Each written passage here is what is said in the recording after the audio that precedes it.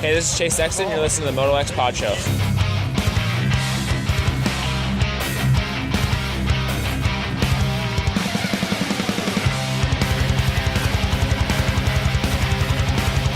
What's up, you guys? Jeremy McGrath here. You are listening to MotoXpod show.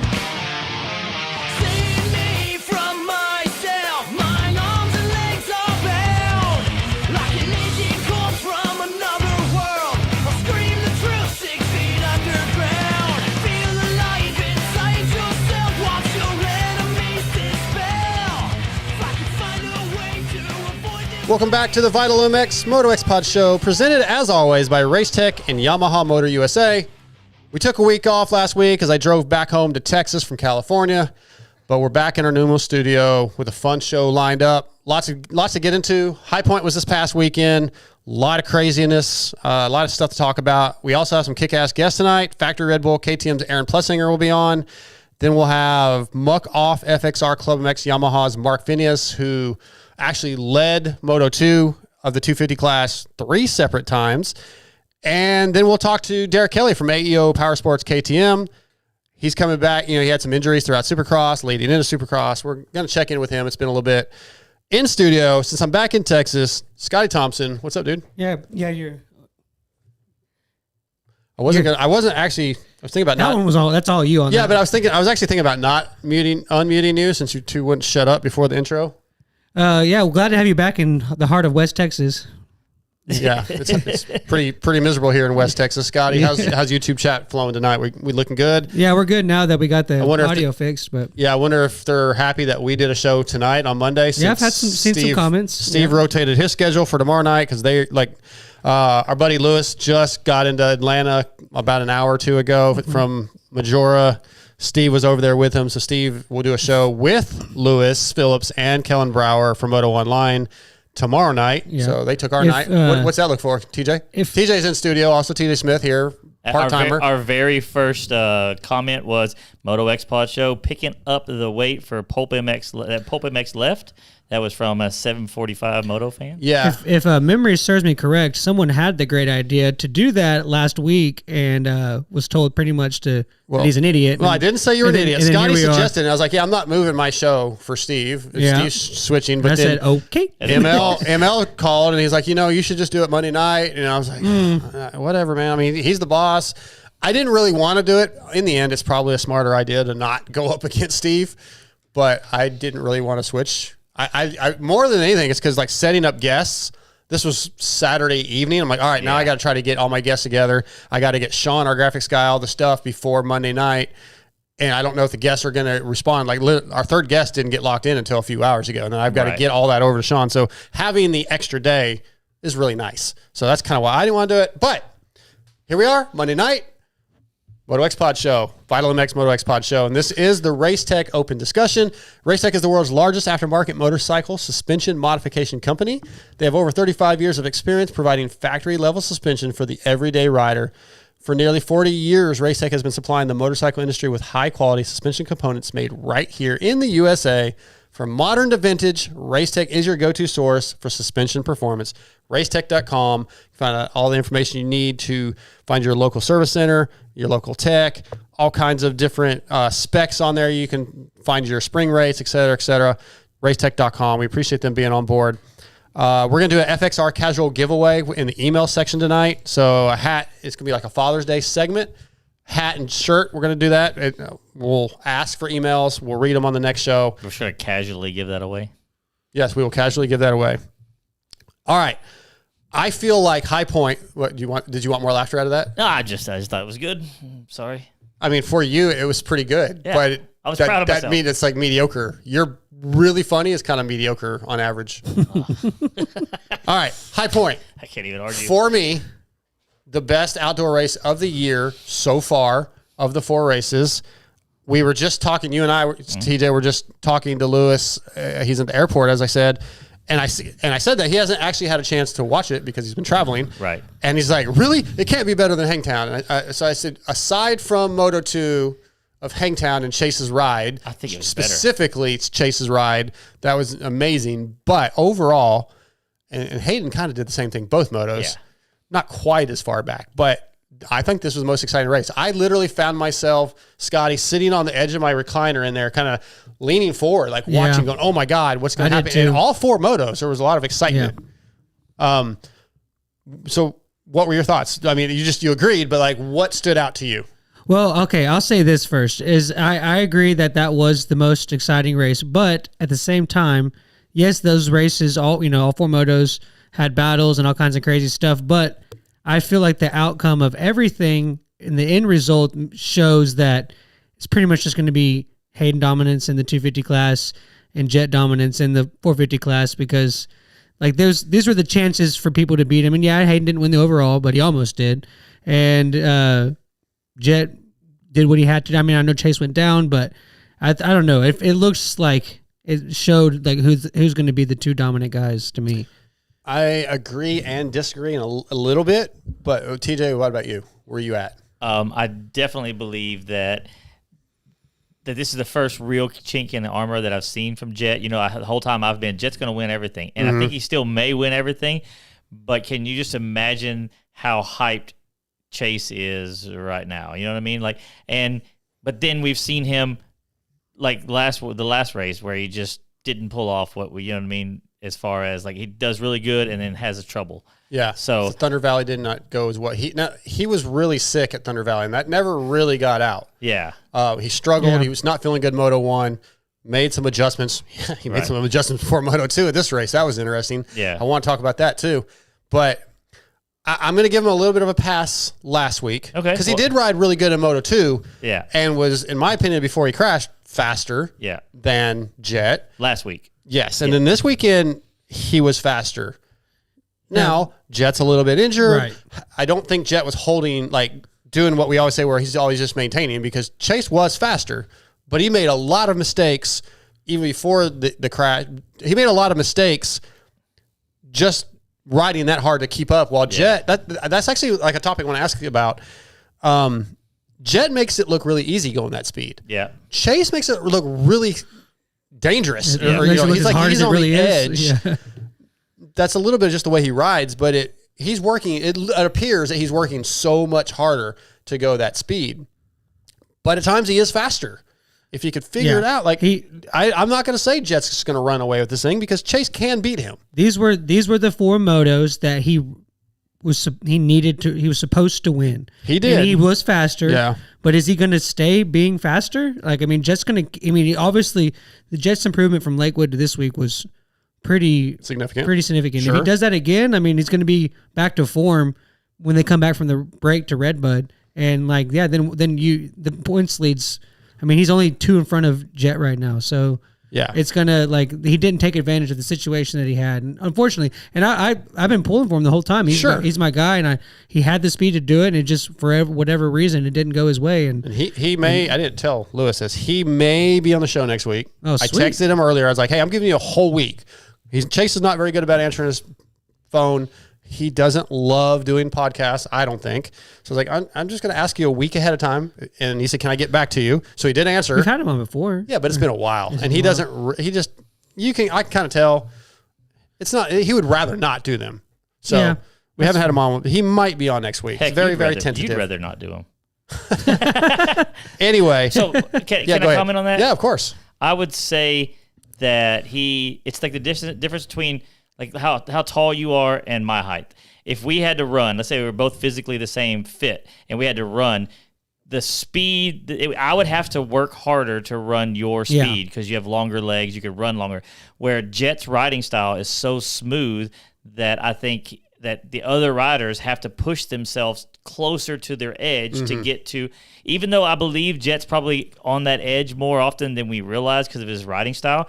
But Dungey was so smooth, and Jet's kind of the same way that I don't know if Chase's riding style can sustain that speed without the wrecks. I question that too, and it's unfortunate because we do keep seeing it just over and over, and hell, he went off the track at that one point. That's another topic. He got fined for that, right? I don't think so. I haven't seen anything. Or lost positions? I haven't seen anything on He's that. one of the top guys. Never mind. I haven't. And I've seen that's going to be our topic of our X Brand Forum check-in. So we'll get to that. But yeah, I feel like Sexton's going to be able to give Jett a run fairly regularly, but it's at what cost? Yeah. And I hope that's not the case, but it's, visually watching it, it looks like one thing on the edge there. That did stand out to me is I was like, Sexton finally he passed him. Like we have never seen Sexton really pass Jett like that, like especially in outdoors. And he did. I was like, oh, he passed him. Yeah. And then Jett was like, right pop, pop, and just But then Chase got him again. Yeah, and I know, Chase kept catching him and then would make a mistake over and over and over. And I was just like, I was getting so frustrated watching it because and James, everybody gives James a hard time. Like they say that he's really hard on Chase, but he was being honest. Oh, there he makes another mistake. Oh, he's catching him, but as long as he doesn't make a mistake, oh, there's another mistake.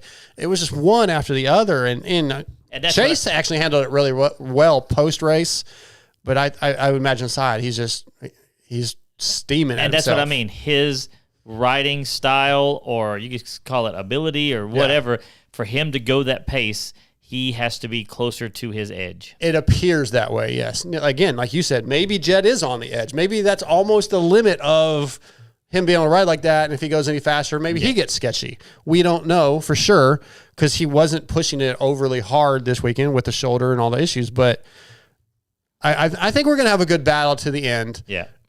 If Chase can stop making the mistakes. In Moto2, as I said, he made a suspension adjustment, or he lowered his forks, raised his forks right before Moto2. Lowered the front end. And then pulled the front end. Yeah. And then it seemed pretty sketchy. Like when he would jump down that hill into the ruts and the handlebars were shaking, I was like, oh shit.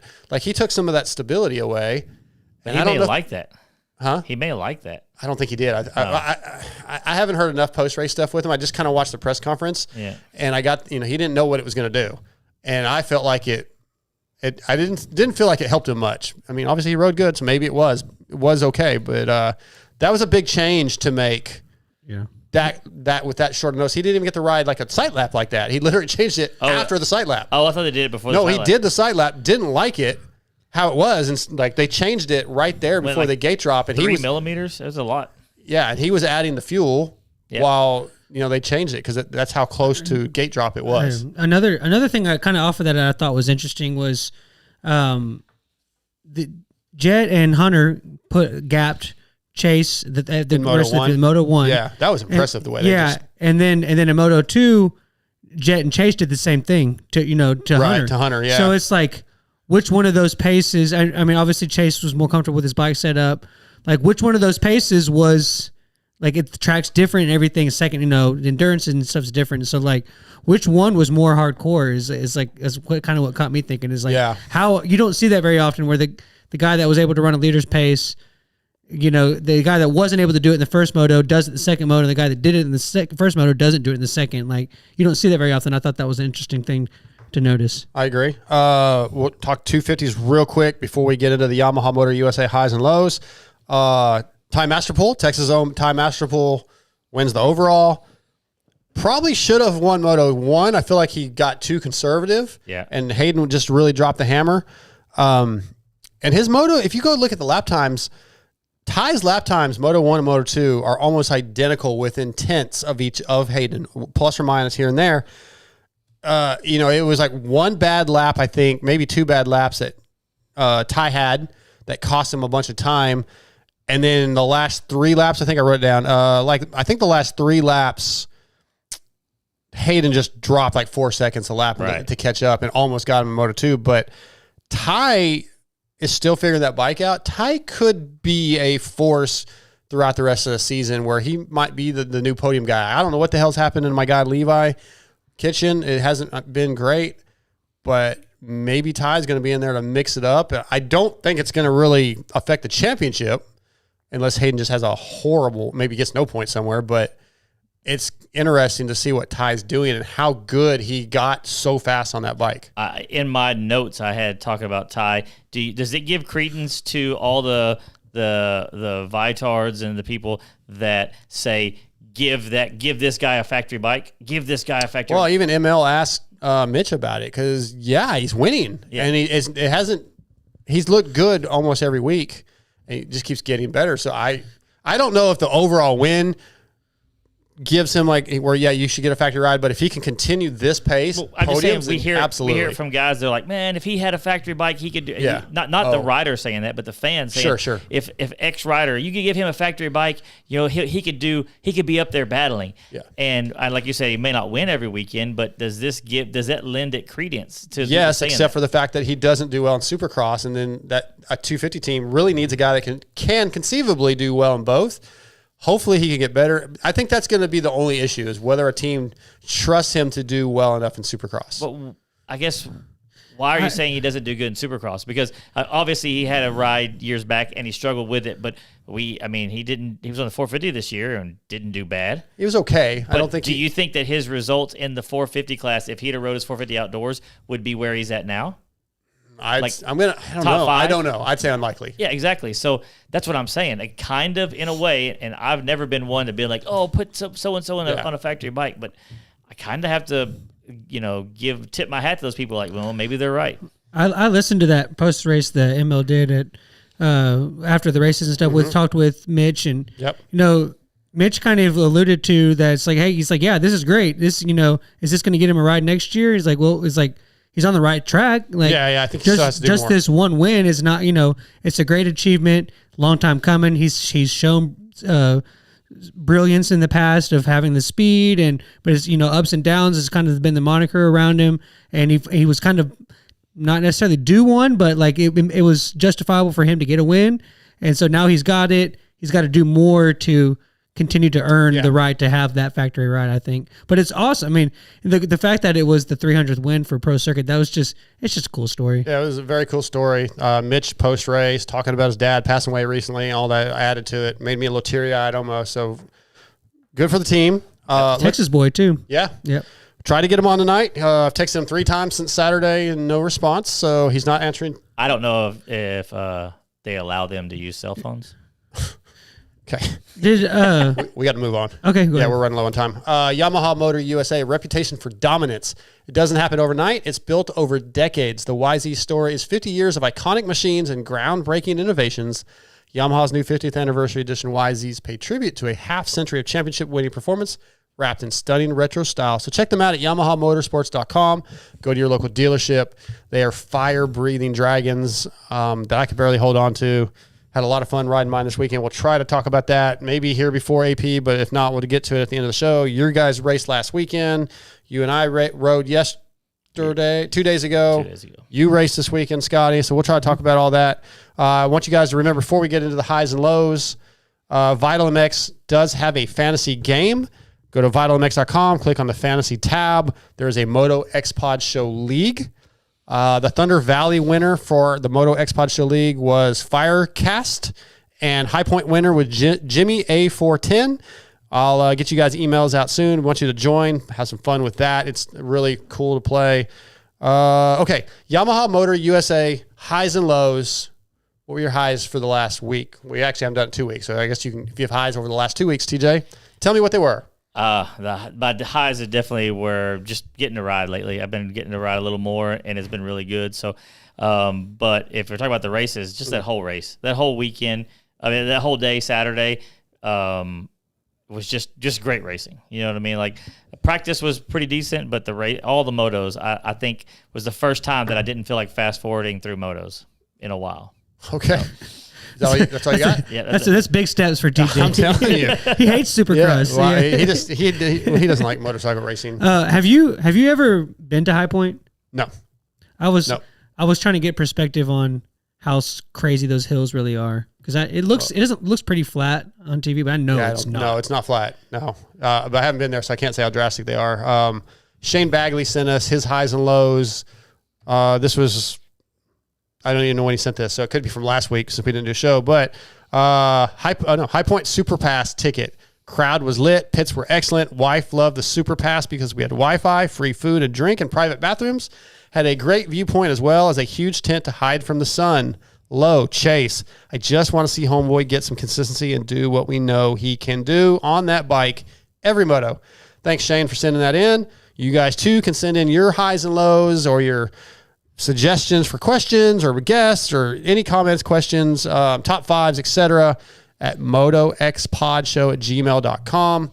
Scotty, what are your highs and lows?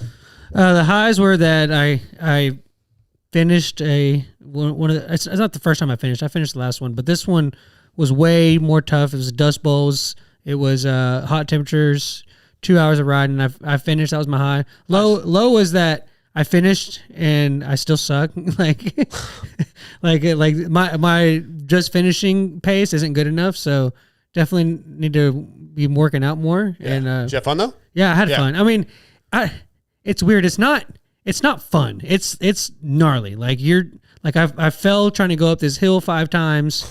Like I know that feeling. Yeah, it's not fun. Did when you throw you're your doing goggles and throw a fit? No, but no. Should have. It helps. I got the guy helped me pick my bike up. I was like, "Yeah, I don't think I'm making it up this hill." And Yeah. he was like, "You got it," and I was like, No, I don't. and he walked it up for me.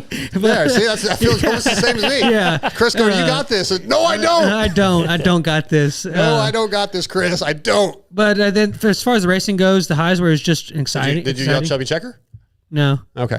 I did. My brain was like barely working. Yeah. I think I almost had a heat stroke. What the other highs for this racing goes was like just cool seeing how the track developed and the racing was exciting. Yeah, no really lows when it comes to racing. I guess Chase going down. I mean, that'd be. Yeah. I wanted to see him finally get one. Oh, and I got to ride with Cowboy Kenny. He would have this gotten weekend. the overall. Would he have gotten the overall? Chase? No, Jet would have still gotten it, right? Well, 2-2 would have beat 3-1. Or 3-1 would have beat 2-2. No, it yeah. had to do with points because it's 25 points Yeah, that's right. and 20. I was trying to do math on the fly. So Chase would have won the overall, yeah. I think. Yeah, I think he was going to win. Yes. Yeah. Okay. My highs were going to Billadilla this weekend. Private invite out there. That was a lot of fun. TJ, you went. Michael Gage, a few other people were out there. Just getting to ride that track back on some Texas soil where I feel like I can actually ride a motorcycle. That's a high. Yeah, you looked comfortable. I felt really good. Doing a little quote unquote testing of a airbox cover, a twin air airbox cover that lets a little more air in that Kiefer threw in the back of my truck to try. That was kind of, I definitely noticed the difference. I'll tell you that. Yeah. Shane McElrath, I put as a high. Best moto or best overall of the season so far. I haven't seen much out of him this season, and he got an 8th. Not great, but more where I kind of would like to see him. So I thought Shane was good. Deegan's rides were both really amazing. God, the kid's so fast. He's so good. Jeez. That's a high just watching that kid, you know. But That's a low. and Ty is obviously a high. I didn't even put that on my list because I feel like it's so obvious. I got as a high and low the week off, like no racing to watch, coming up. which is actually kind of good for me because I'll be at Lakewood at the regional, so I don't He have to worry. always does this every time. What? He always does something that's upcoming. Well, He's in charge. you can too if you want. I've No. never said. Well, okay, you choose not to. but post- well, post you know highs what? and lows. Go work on. Go do another podcast. Okay. Wow. That's one of my highs. Man, I'm sorry. And a Scotty. low. I would never be And a that. low. Constructive criticism It's a is high because backfired. I'll be at Lakewood, and it'd be hard to watch. Low because there's no race. Also, Sexton's crash. The drive home from California was a low. Levi Kitchen's a low. Come on, Levi. We got to get back in this points chase. Jeez Louise. Are we writing an article Cochran, here? you could do as many as you want. Cochran's crash over the bars was nasty. That was It does say gnarly. highs and lows, not high and low. How did he get up from that I don't and, know, and man. ride? Yeah, it was nuts. Oh, when he went down that downhill? Yeah. Yeah, that was... He, Did anybody see how it happened? Like, what did he just auger in, or did he get bucked? Yeah, I actually don't. Oh. I haven't seen him back. Yeah. And then just the points in the 250. Deegan's up by 32. I was gonna ask y'all that. Do you not even a DNF, if besides an injury, is there any way he loses his title? Yeah, DNF would get. I mean, that's 25 points, right? No, there. I'm saying, like, I think he could even get a DNF and still win the title. One, not Well, two, but one. Hunter won it with 2 last year. I mean, yes. If he just keeps winning, then of course. Yeah. That's gonna be my low. Is how fast Deegan went because you can't help but like become a fan. You know what I mean? Like Yeah. a lot of the things he says and does I don't like, but then he winds up riding like that and He backs it up. I mean, God, yeah. the kid's so fast. Yeah. I want to give a shout out. One of our listeners reached out, Jonathan Moran. If you guys are anywhere near Amherst, Ohio this weekend, they are doing the 26th annual at Amherst Meadow Larks MX. It's the Fire and Police Benefit MX Ride Day. I believe man, I don't have the days. It's June 20th and 22nd. One day is fire and police only. I think Sunday is open to everybody. There's a $1,000 pro purse for the races. You can go to Facebook, on Facebook, Fire Police Benefit Motocross, or on Instagram, Fire Police Benefit MX. But check that out if you're anywhere in the Ohio area. It seems like a really cool event. Go support your firemen and your police department and do some riding. I guess there's going to be fire and police guys racing, clearly, because one day is just those guys, or riding, just because it's open to just those guys. But that's cool. It's really cool to give those guys the opportunity and try to give back. So thanks to Jonathan for reaching out to that. I'm going to get AP on in here just a minute. Let's finish this little segment, the Yamaha Motor USA highs and lows and the Race Tech Open discussion with Chance Hymas. Dude, the kid's coming on, right? He led a little bit, made some mistakes. He also, as he gets better over these next few weeks, could start putting a chink in the armor of Hayden, I think. I mean, he's not quite there yet. Yeah, next year he would. You don't think so this year, that he can get there this year? No, and it's not that against him. It's just, you just get to that point. You know what I'm talking about as far as like you progress. Look at how Hayden was last year. Mm-hmm. Hayden is where he is now. You know what I'm talking about? Like it's just a natural progression. I think he may get up there, race with him, but there's just something getting older, getting another year, all that kind of stuff. Scotty, I'm talking about Hymas, or we're talking about Hymas, but even with time, when you look at the lap times, I didn't look at Hymas's lap times as detailed as I did Ty's, but just at this one event, those lap times from Ty were almost identical, minus a couple of mistakes. So in my mind, that means Ty could foreseeably run with Hayden consistently. And I think Chance is just a tick off, and he could easily, if he finds the right setting or just something, there's no reason that I'm willing to say absolutely not. He can't beat Hayden regularly, at some point in the next couple weeks. The high point was kind of like this last year too, because there was some rain and stuff, but I feel like that conditions of that track are a little bit of an outlier from what we've seen so far. So that's true. Ty's been up and down, and he had it this weekend. Hayden's been the most consistent. Vial struggled this weekend. Hymas has kind of been the second most consistent guy, if you really think about it. Like, he's always been around the podium every round. So I think he's doing very similar to what Deegan was doing last year. I think he'll get a win. That's what I was trying to say. He's already won a moto, right? But you don't think consistently he's ready to start beating Hayden? No. Okay. Just like Hayden wasn't consistently ready to beat Hunter last year. Yeah. All right. Well, we got our first guest of the night on. Maybe we'll get his opinion on the 250s. But he's going to be brought to you tonight by Guts Racing. Andy Gregg and the Guts Racing crew continue to provide the best seats and foam available. If you want the same seats used by Rockstar, Husqvarna, Hep Suzuki, and many more, then you need Guts Racing. They have numerous color possibilities, staple or Velcro installation options, wing seats, and the best foam in the business with the Phantom Ultralight Seat Foam. Don't forget, they have complete seats for the Talaria and the Super 73 and covers for the Sur-Ron and Segway. They strive to ship orders within 36 hours, so visit gutsracing.com and order yours today. I've been running that Guts Racing tall, wide seat foam on the Yamaha, which I like a lot. They make complete seats. I have on my Talaria, and they're freaking amazing. They're so good. Gutsracing.com. Tonight, Guts Racing brings us from the factory Red Bull KTM team, Mr. Aaron Plessinger. What's up, AP? Oh, not too much, boys. Just hanging out at the house. It was kind of a slow Monday today. But yeah, man. AP. Got a weekend off from racing. That does not mean it's a week off from testing and riding. But yeah, I like that you're getting a little bit of a slow day today after Father's Day. That's good. Yeah, it was really nice. We actually just did an hour cycle and then just kind of hung out. So it was really nice. But I'm definitely looking forward to this off weekend, man. It's It has been a really fast-paced start to the outdoor season, so I'm ready to kind of slow it down, hang out at the house for a little bit, and do some stuff that we haven't been able to do in a couple weeks. Okay, well, I want to start by going back to Hangtown. I know you've talked about this, but that second moto, man, it almost, even though you didn't crash, it almost felt like Detroit, where it's like, there's a win right there, dude. It's right there. And I know you're happy for Chase and you complimented him on his ride, but dude, it's got to be a little bit like, come on, man. No, yeah, it definitely was. And like, man, he was just on rails, man. I was doing everything that I could in my power to keep in front of him for that last lap. And the way he came down that hill, he went inside he went left, I went right. And man, it was just, destined to happen, I guess. But no, I'm the reason I'm not so like bummed on that moto is because, man, I rode so good. I felt like I was just killing it. And, he just had a couple better lines that really worked out for him. But no, I rode so good in that moto, and I was so consistent, didn't make no mistakes. And I was good with lappers, and yeah, it was just a really, really good race for me. It was just unfortunate that he was just going that fast, man.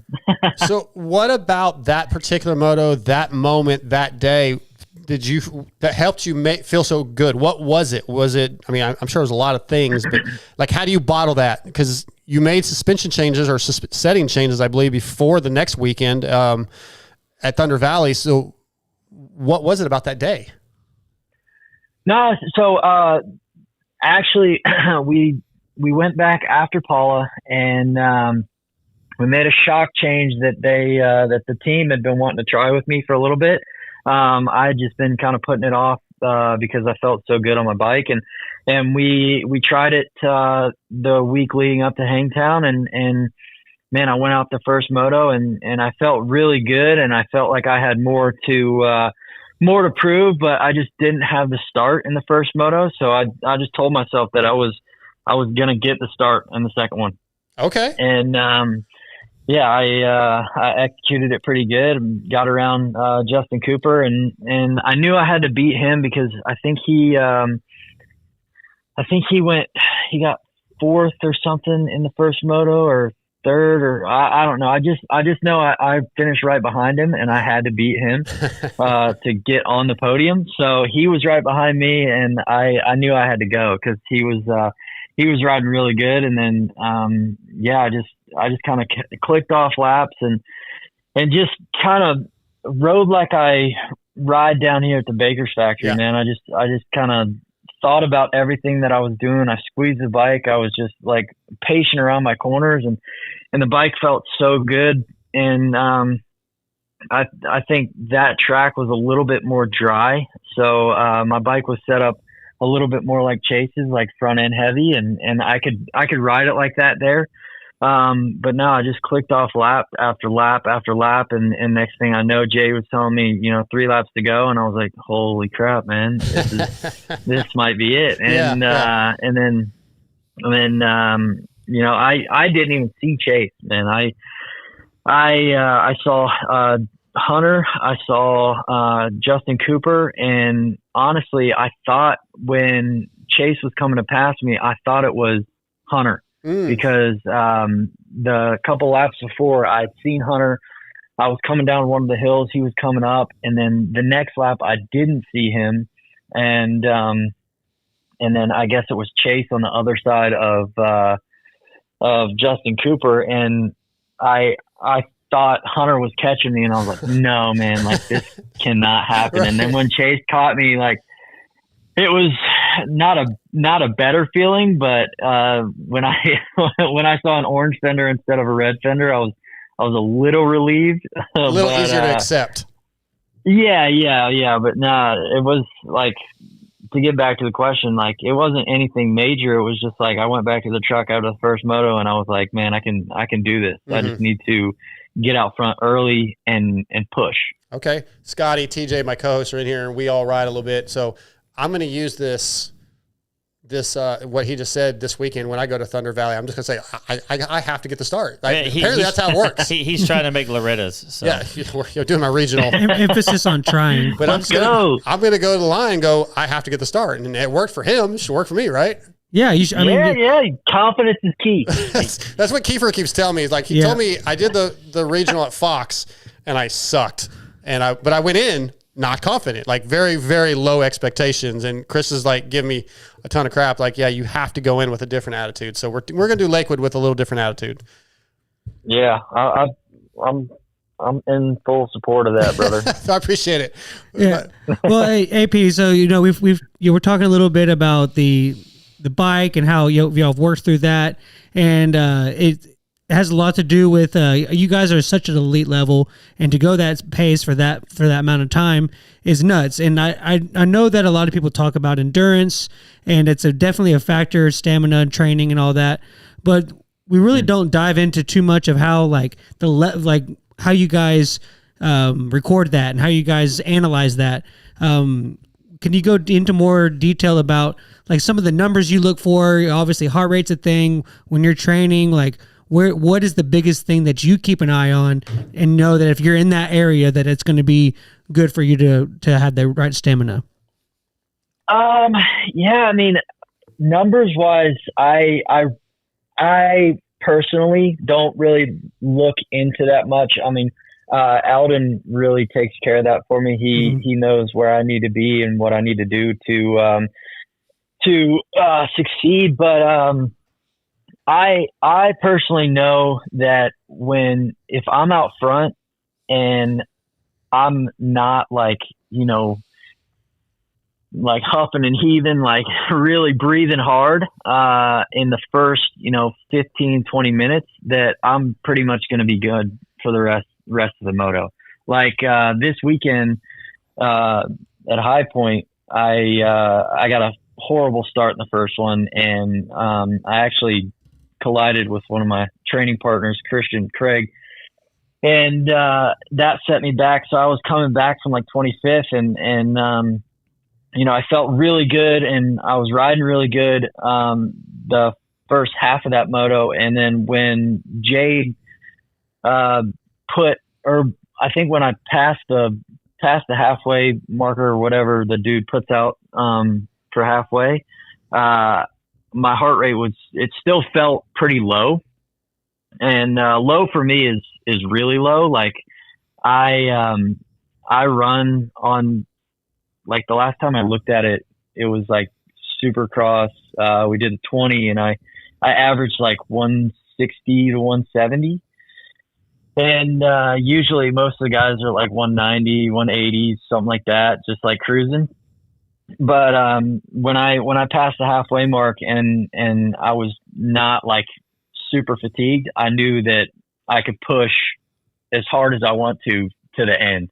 And I did that, and I almost caught Justin Cooper. But like numbers, I even on the bike, RJ likes to run numbers, and I get way too confused when I think about numbers, so I tend to try to stay away from those. But I just know in my chest, if I'm not breathing as hard as I can in the first 15 minutes, that I can usually make it to the end. All right. Yeah, I've always had respect for what you guys are able to do, and I did a TCCRA cross country race in Texas yesterday and puked in my helmet. So I garnered a new respect for what you guys do week in, week out. It's gnarly. So kudos to you guys, man. I'd love to see it. Thanks, man. I appreciate it. Yeah. So you said you don't keep up with the numbers, but obviously you do keep very in tune with your motorcycle. Can you tell us more about that power band change y'all did? So, before you answer that, a Mr. J Dungy actually sent me ask AP about the power band. Yeah. What color did you go with? And a purple one, man. Yeah. We had to put the purple one on. We were running the green one, and it was just not cutting it, man. It was, it wasn't getting tight enough. We had to put the tighter one on. No, dude. So Jade, we were on the line, and the newer Katie Osborne. The newer, yes. So she came walking up, and Jade, like before she got to us, Jade was like, "Hey, I was gonna mess with her yesterday, but I didn't have the heart to," or something like that. And he was like, I was gonna tell her we put a different power band in it or something. And he looked at me and he was like, "Yeah, you should do it." And I was like, oh God. I was like, all right, well, I'll see what I can do. Yeah, The only problem with that is like she's kind of new to our sport. It might make her look bad. You know, if you did that to like Kristen Beat, who's kind of been around the sport, I think it'd be different because she would probably know, but I don't know that Katie would know. And then she'd report it and she would get destroyed on like the Vital forum. No. So that's why I did it like when I was talking and like when she like I didn't tell her off camera, so she would come on camera and do it. And it was okay. that'd be pretty messed up if she came up to me in practice and was like, "Hey, how's the bike doing?" Like, and then she reported it on the TV. That would look bad. I'd feel bad about that. But we changed the as forks. long as I said it. We went from air forks or conventional forks to the water forks. We wanted to try water today. Yeah. Yeah, the water pressure is really looking good for us today. We changed the conduiter valve and tightened up the thingamajig, and we're good. Got a new blinker fluid. Yeah. Well, maybe this will be something. Maybe this will be something that the riders pick up on. Like we used to do the word of the day during the races. I missed the word of the day. So now we need to get more and more riders just to say ridiculous things. Hey, that's a good thing. Dude, I'm down for it. That's the good thing. I'll get in the competition. Yeah, with a guy like AP with personality, that would be fun. I want to touch it. You mentioned starts twice since we've been talking to you, and I've mentioned my dad being a big fan of you, and we're sitting there yesterday, and I think a few months ago in Supercross, my dad texted me. He's like, "You need to tell AP he needs to get a win." I'm like, "Yeah, Dad. I think he knows, right?" So yesterday, we're sitting on the couch, and he's like, "Man, AP just has to get starts. You got to talk to. He needs to get better starts." I'm like, "Yeah, I think he knows, man." But seriously, though, the starts have not been great. So is that something that you plan on focusing in these next couple weeks? Have you been focusing on that? What can you change? Yeah, I mean, it's weird because like every race now, Paula was an exception because like I crashed in that second moto, but I've had one good start and one bad start at every race so far, all 4 races. And this weekend was 100% on me. And like Paula, I had such a good jump in that second moto. It just sucked because I washed the front and I went down. But the rest of them have been on me. Like, man, this weekend, I was focusing so good. And then as soon as the gate dropped, I lifted my body and then I had to double clutch it. And that millisecond that I double clutched it, everybody just swarmed me. And I knew I was in trouble. And then I got into, just little things with other riders on the first lap, which put me back even more. And then I think I was in like 25th or something, and then came back and almost got 4th. But I was so mad at myself coming off of that first moto. I was just like, dude, what are you doing? Like, I could have won that. Like, I could have been up there and won the moto. Like, I was going so good, and I felt so good throughout that whole thing. But yeah, man, it's just focus. I focus and I got to practice and just kind of beat it into my head that I'm a good starter. I just need to execute. I just need to execute it, and I'll be there, because it has happened before. It's not like, right. I haven't got good starts like consistently. At least one has been good almost every weekend. I just need to, be more consistent with my starts. Yeah, and I'm sorry, TJ, but I think at your level, like at our level, guys, like at the start, the difference can be a 10th or even a second almost off the gate. But at their level, it's like thousandths. A thousandth of a second hesitation costs you feet, right? And then all of a sudden, then you get pinched off, and it's over, right? It's so the error, the margin for error is so minuscule, especially with the grates and everything. Too. Yeah. So, So talking about the starts, and what do y'all do? Like, do you practice them like a million starts a day? And are y'all using like data where you have like a laser when you cross it? They know how far you went and your clutch release and all that kind of stuff. Because for us, I'm actually pretty good at starts, but for a long time I carried an app on my phone. I know you won't do this because this is something different, but it had like a deal like when the light turned green, you'd hit the button and you were trying to beat your time. It was like a reaction time tester. But I was curious what somebody y'all's level would do. No, like I've actually looked for games like that to better my my reaction time. But now like we don't just like sit there and pound out starts unless like say we're testing clutch components or new motor stuff. We'll sit there for a while and do starts. But what we do here in Florida is we do our first session, whether it's a moto or sprints or whatever, and then we'll go take a break. And then before the second moto or second session, we'll come out and do 5 or 6 starts, and it's with myself and then 4 other people. And usually they're pretty accurate because I'm racing two of the 5 guys that we're doing starts against, and now you just try to focus on everything that you would do wrong on the weekend, pretty much. Like that's what I do, anyways. I focus on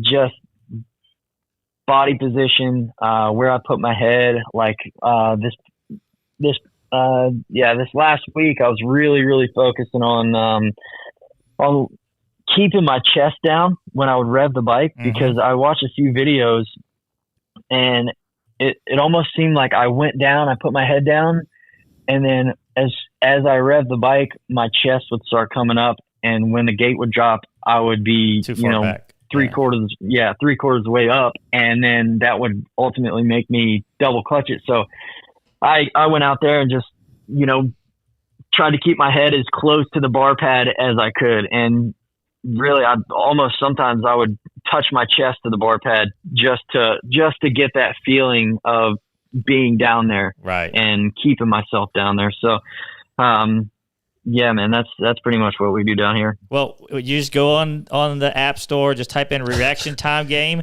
and then you just have to give us credit when you start pulling hole shots. The guys in I got you. The guys in F1 do that. You see them on what is it, Drive to Survive? Is that what it's called? Drive to Survive? Something like that, yeah. I do it like I have that app on my phone, and I like literally, if I'm just sitting around killing time, like I don't really have any other games on my phone, and I just do that over and over just to help with reaction time. Those F1 guys are nuts. They're technically pilots. Like it's not even. Yeah, it's crazy. Well, yeah, but the car almost drives itself. Come on out. No, they're doing so much. I feel like there's a lot. Autopilot go-kart. I don't follow F1 enough, but I feel like there's less driver ability than rider ability in our sport because it's so much different. It's apples and oranges. I don't care. It's two different things. I don't care. All right. Yeah. There's a lot of mapping going on there. Yeah, I don't. They like are. That. Yeah, it's. Yeah, I mean it can go hand in hand, but that's too much strategy. To me, like I don't watch F1 enough to really say. I don't either. But I know they're like top of the line drivers. Sure. But it to me it feels like in some tracks you can just keep it wide open and the car will do what it wants to do. Exactly. It's no talent whatsoever in F1. Darkside's like I'm pushing buttons. I'm waiting for the emails to come in. He's like the keyboard warriors, like sitting on the couch drinking a beer and like, oh, you got fifth in the outdoors. I mean, if I'm being honest, I have more respect for a guy like in a sprint car, a wingless sprint car, open wheel, than I do. Not that I don't have respect for F1 drivers, but I feel like there's more ability in a sprint car because I don't know. Yeah. Anyway, Aaron Plessinger, brought to you tonight by Guts Racing. We'll get back to AP. Sorry. Go ahead, Scotty. So we've been talking about starts, so maybe think of pre-race interviews, and we had Thunder Valley. We had an interesting situation where you were showing your patriotism, and it was so on brand. When I saw it, I was floored. The whole story was just funny, man. You don't have to really say anything about it. I think you talked about it. Is that what you're talking about when Katie tried to get him during the national anthem? I was thinking about it, and we had a YouTube listener mention it, and I had to bring it up. No, yeah, it was actually funny. Will came up to me and she was like, "Hey, you want to do the interview?" And I was like, "Yeah, for sure." And then right before JT stopped talking, they started playing the national anthem, and I just did what was natural. And she kind of looked at me and was like, "They're playing the," and then the camera panned over, And I looked down and I was like, the national anthem. And then I looked back up and then the camera panned on me and then she was right there. And it was funny because I didn't see it. I didn't really know they were filming until after the race and after I seen the video, and I was like, "Oh no!" I was like, "Oh gosh!" You did the right thing, man. It was like "Proud to Be an American" was playing, and she was like so confused, and you were just right on brand. Dude. It was awesome. I want to ask you, and you've admitted before that, like, when it comes to testing, you're not the best at it, but with setup, what kind of things do you feel like you still need to work on with the bike?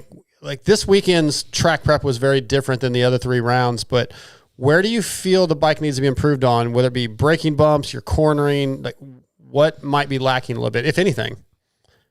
Oh yeah. Well, at Colorado,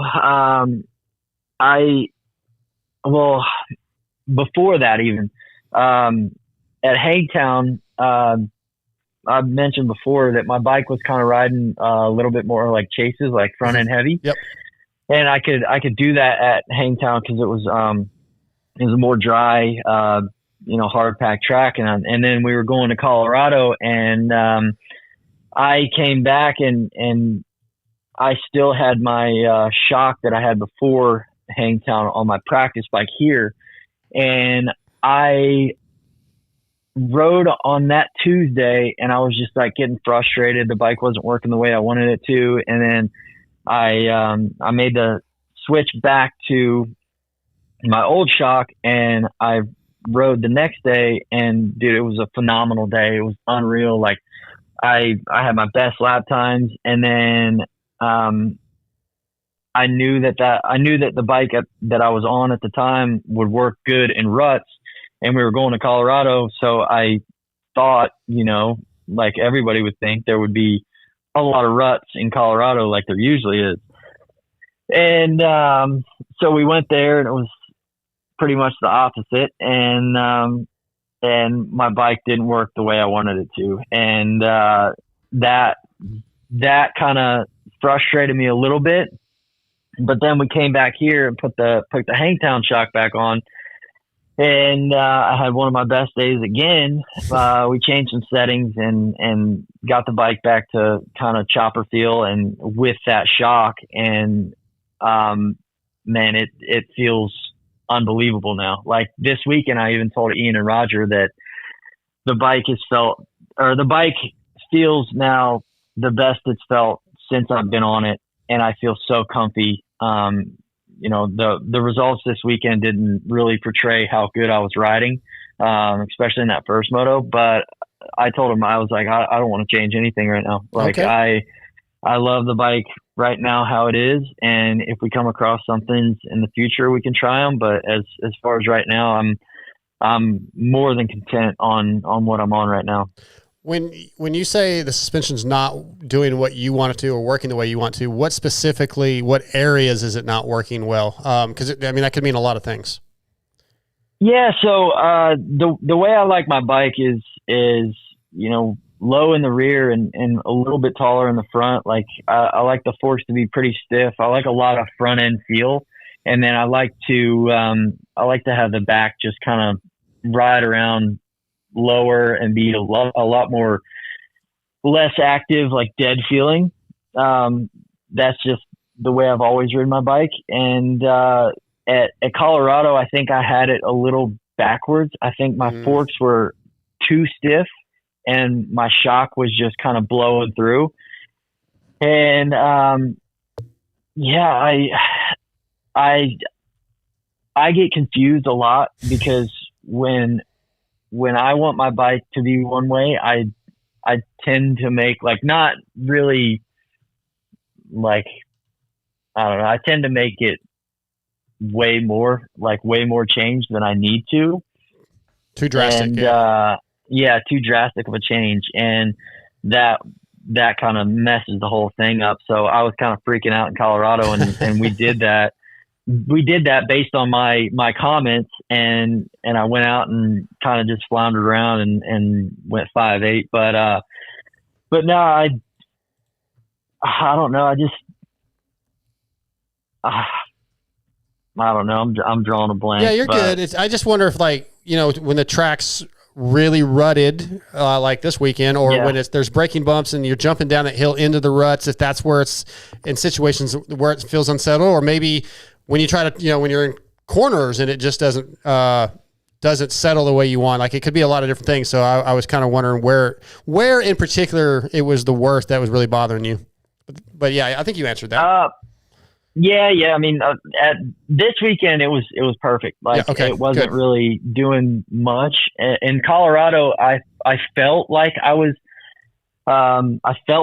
turning too much coming out of the corners. So in my mind, the rear was pushing the front down too far. Mm-hmm. But I think in reality, I had the bike so choppered out that it was kind of wallowing out in the back, and then just pretty much had no weight on the front end. So it was kind of like wheeling out of the corner and wanting to go, wanting to turn me more. Okay. Scotty, we got just a couple more for you. Yeah, AP, you know, you've been with KTM a few years now, and you have Chase, and it appears that you guys are a good duo and work well together. And I know the team is working hard with Ian and Roger and everybody involved. I just wanted you to go in a little bit of how you're working on bike stuff. That obviously takes a great team to do that. Just talk a little bit about that environment, what you love so much about it, and your relationship with Chase now. He hates him. Nah, yeah. So I've known Chase. I've known Chase for a long time, since, you know, he was on 65s and 85s.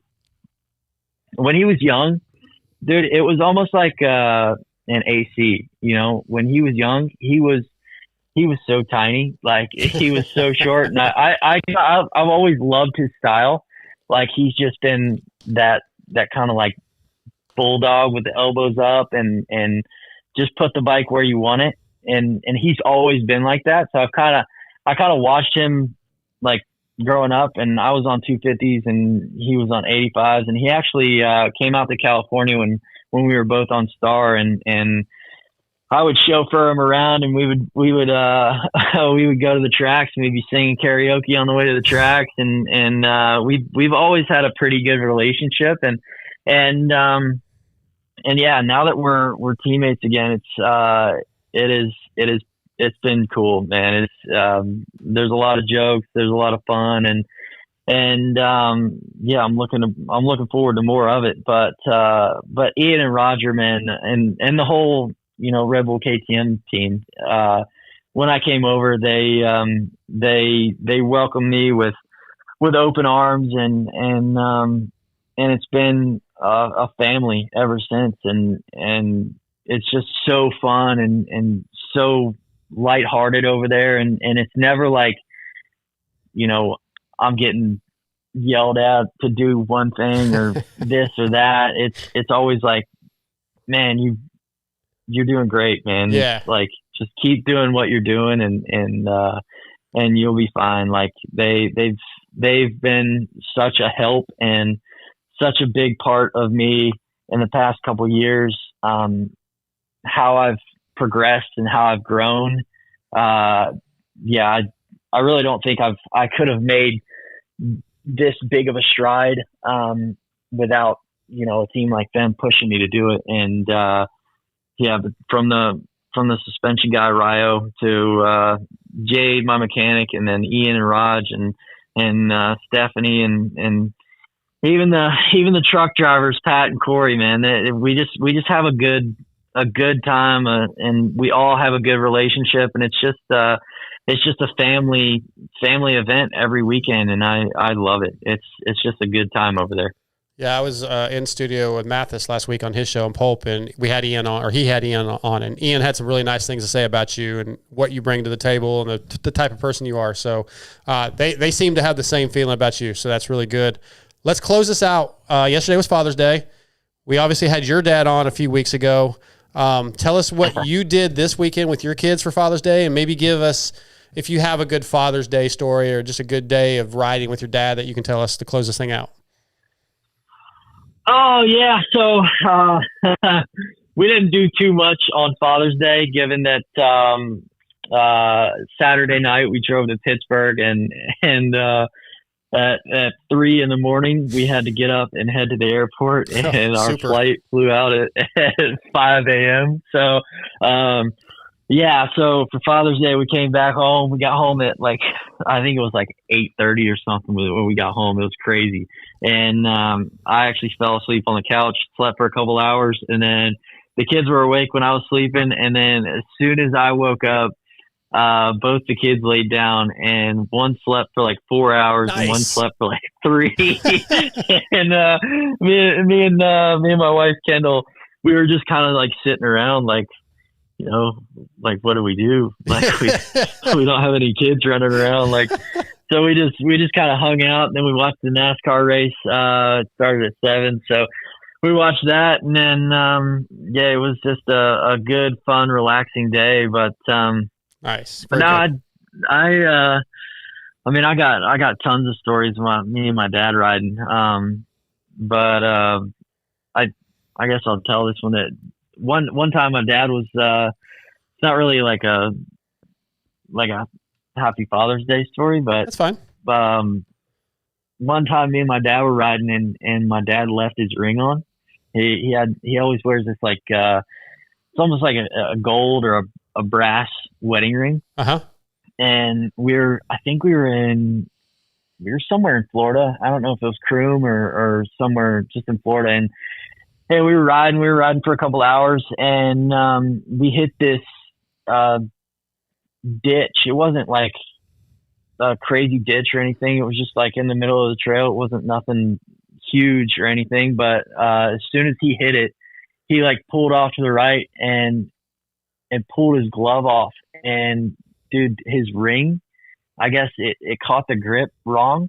His ring peeled his callus down to when you peel a callus off and it's it's too deep. Yes. It peeled it off, and dude, I'm not kidding, the thing was purple. It was crazy purple. But he finished the day out. He was always like that. He didn't care what happened to him. He would just keep on riding. But no, that thing was gnarly. I couldn't imagine riding with that. Yeah. Wow. Ugh. But no, that's one of the dad stories I got. Good times. Well, AP, I was gonna say, those cross country guys, man, y'all are another breed. Different dude. breed, man. Yeah. Different breed. Dude, I don't match up to my dad, man. He would freaking.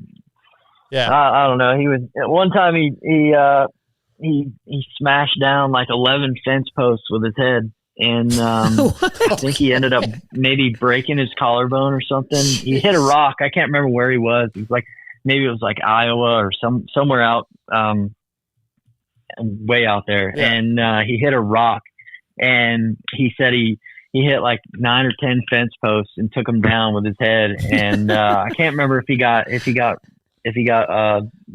not carted out, but he said he was awake, but I can't remember if he rode out or got on the back of a quad and rode out. But he was he was a gnarly dude. I mean, still is to this day. But he wouldn't let nothing affect him. Different generation, man. Different generation. Yeah. AP, thank you always for being so kind with your time for us, and it's always a pleasure. And enjoy your weekend off. And we'll see you at Southwick. All righty, boys. Well, thanks for having me on, and it's always a pleasure talking. And we'll see you guys at Southwick. Okay, see you, bud. Thank you. See ya. All right, that's AP Aaron Plessinger tonight, brought to you by Guts Racing. Always a pleasure.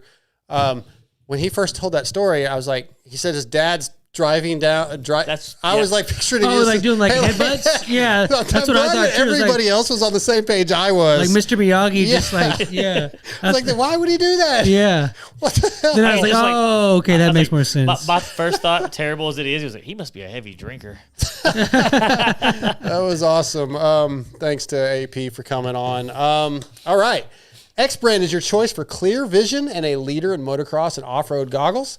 X-Brand is used by many of the top GNCC riders, including the 2023 XC1 champion Craig DeLong, National Hare and Hound champion Dalton Shuri, National Enduro Champion Grant Baylor, Lyndon Snodgrass uses them, motocross, supercross, and arena cross riders like Kyle Chisholm, Freddie Noren, Henry Miller, Michael Hicks, Richard Taylor, Jerry Robin, and many more.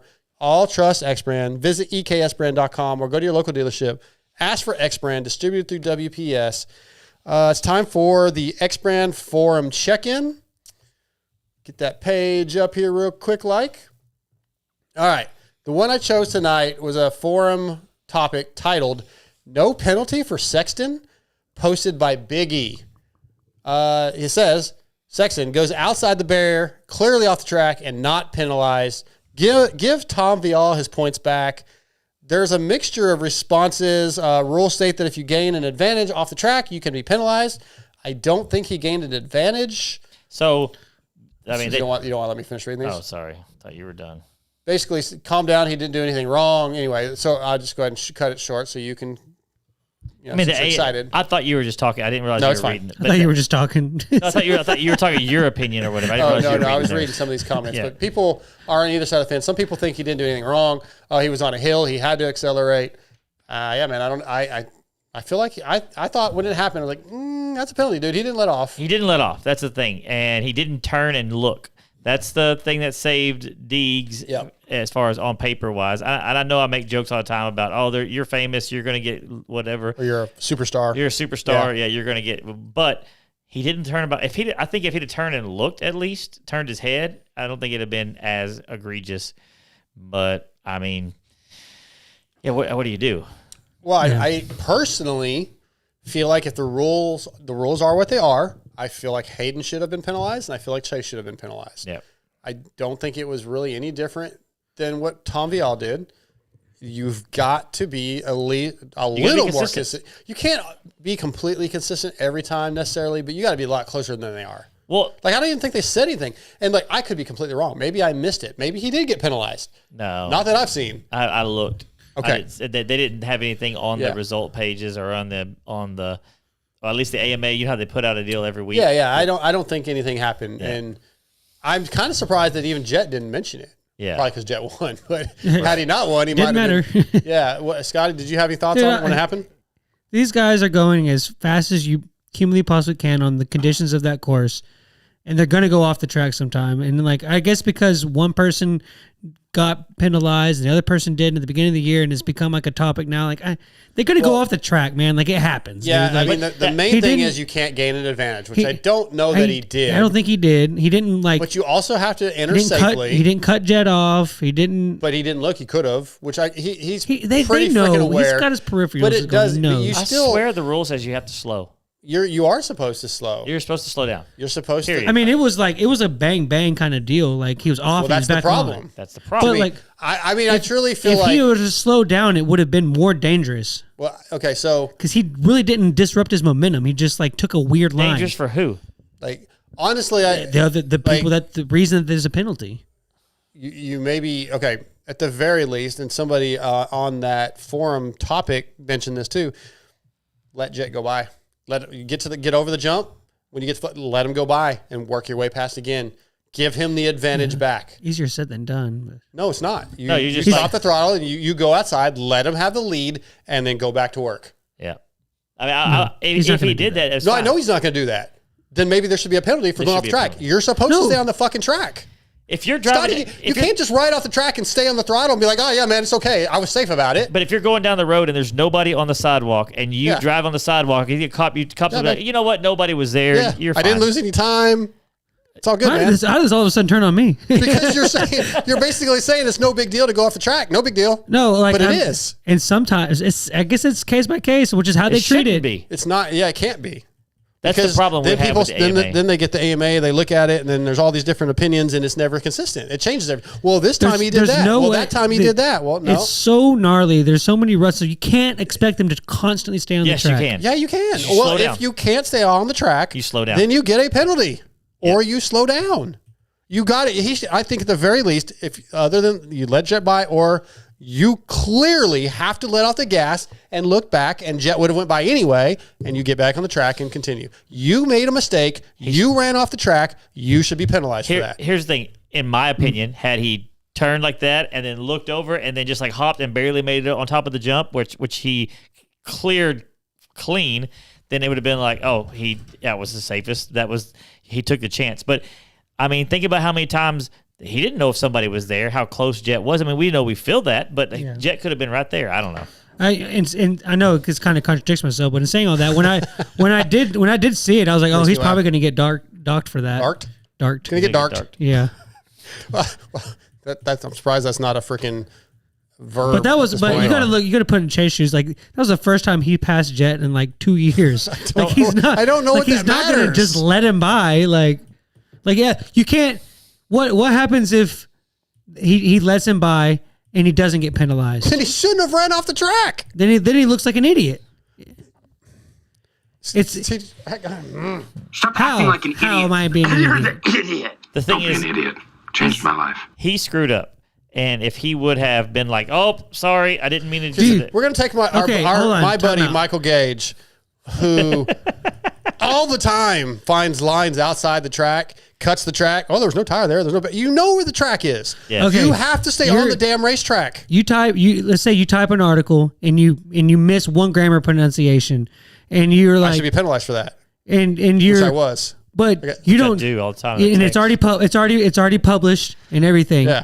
You don't see it and be like, oh crap, and you go, hey ML, I messed this up. You hope that it doesn't goes unnoticed. Yes, you do okay, hope that's that. exactly what he did. Okay, but if it he would should have have gotten been noticed. penalized, It was on TV. If he got penalized, he probably would have taken it. Like, yeah, I got off the track. He can't take the risk of losing the position, not getting penalized, and then like, what did you do? I mean, I guess.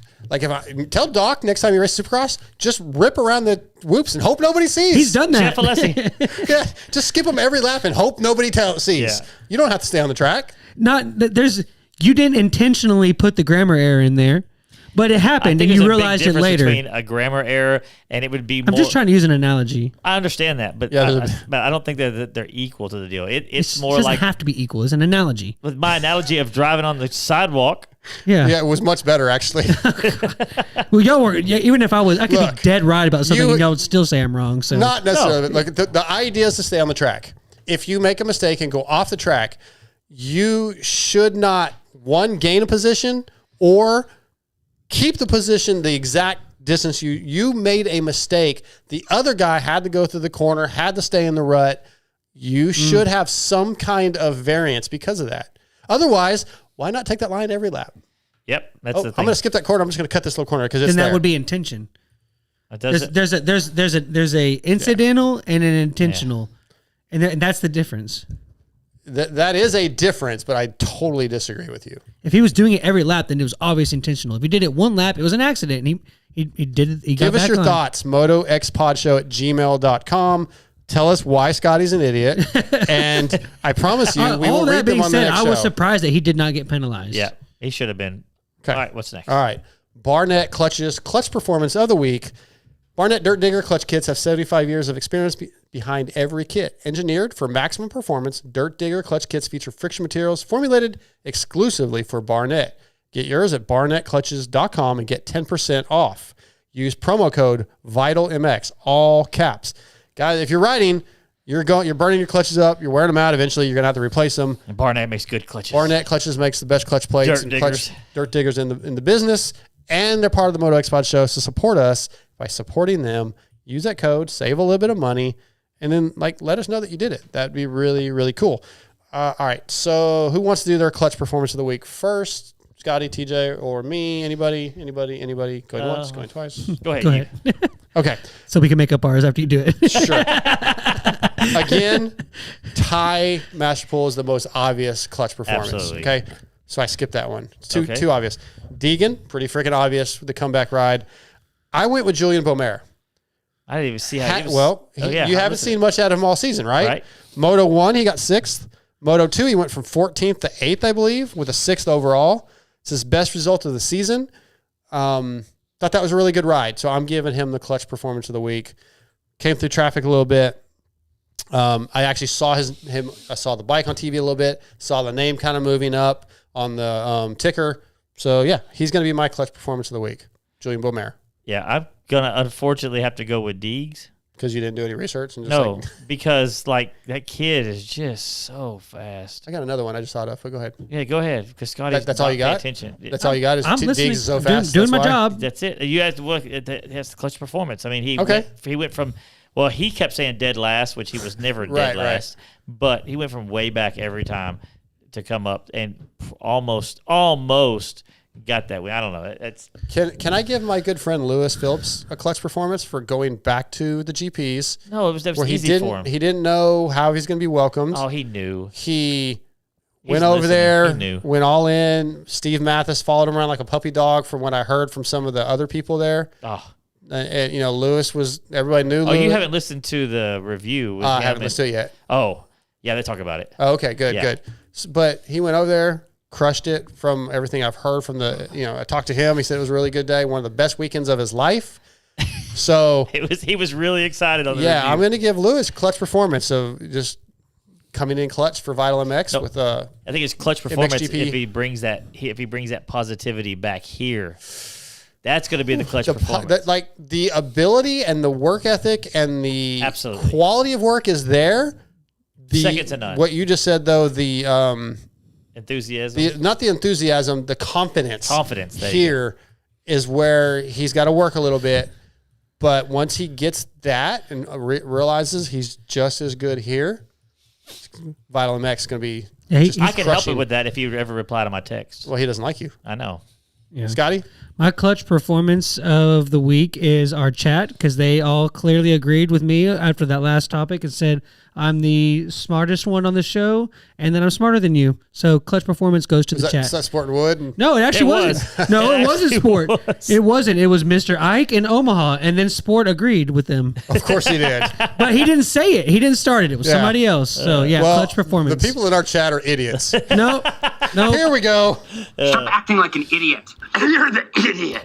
Don't be an idiot. Y'all hear Changed this? my life. Y'all hear this guy? He's always, you guys don't send me emails, and you guys He don't calls y'all participate. idiots. And then Yeah. and then they participate, and then you call them idiots. I love that they participate, even if they're idiots.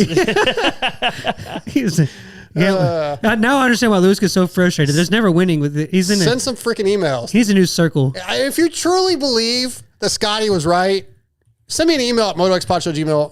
I don't think and your explain I don't how think the your hell inbox, he's right. I don't think your inbox can hold that many emails. This could be like two? Scotty's mom and Scotty's dad. Yeah, my mom is Probably Mr. Scotty. Ike. My That's mom why he is brought the Mr. Ike. laptop That's right, he for a brought the second account. Yeah, I'm over here just Scotty Lover 3. Yeah, just, exactly. just buttering my own buns over here. Yeah. Oh my God, I don't believe That it. is too. That's the weirdest saying. Anyways, You've never heard that? no, I have not. All right, I've heard butter my biscuit. buttering my own buns. Buns, biscuit. I mean, there's two different types of bread. It's not that big of a deal. And Good the God, chat I wanna agrees. Play, I want to play it again. All right, our next guest of the night's on the line. He's going to be brought to you tonight by FXR. FXR is designed by racers for racers with industry-leading fit, finish, and performance. Progression is the name of the game with every new piece created.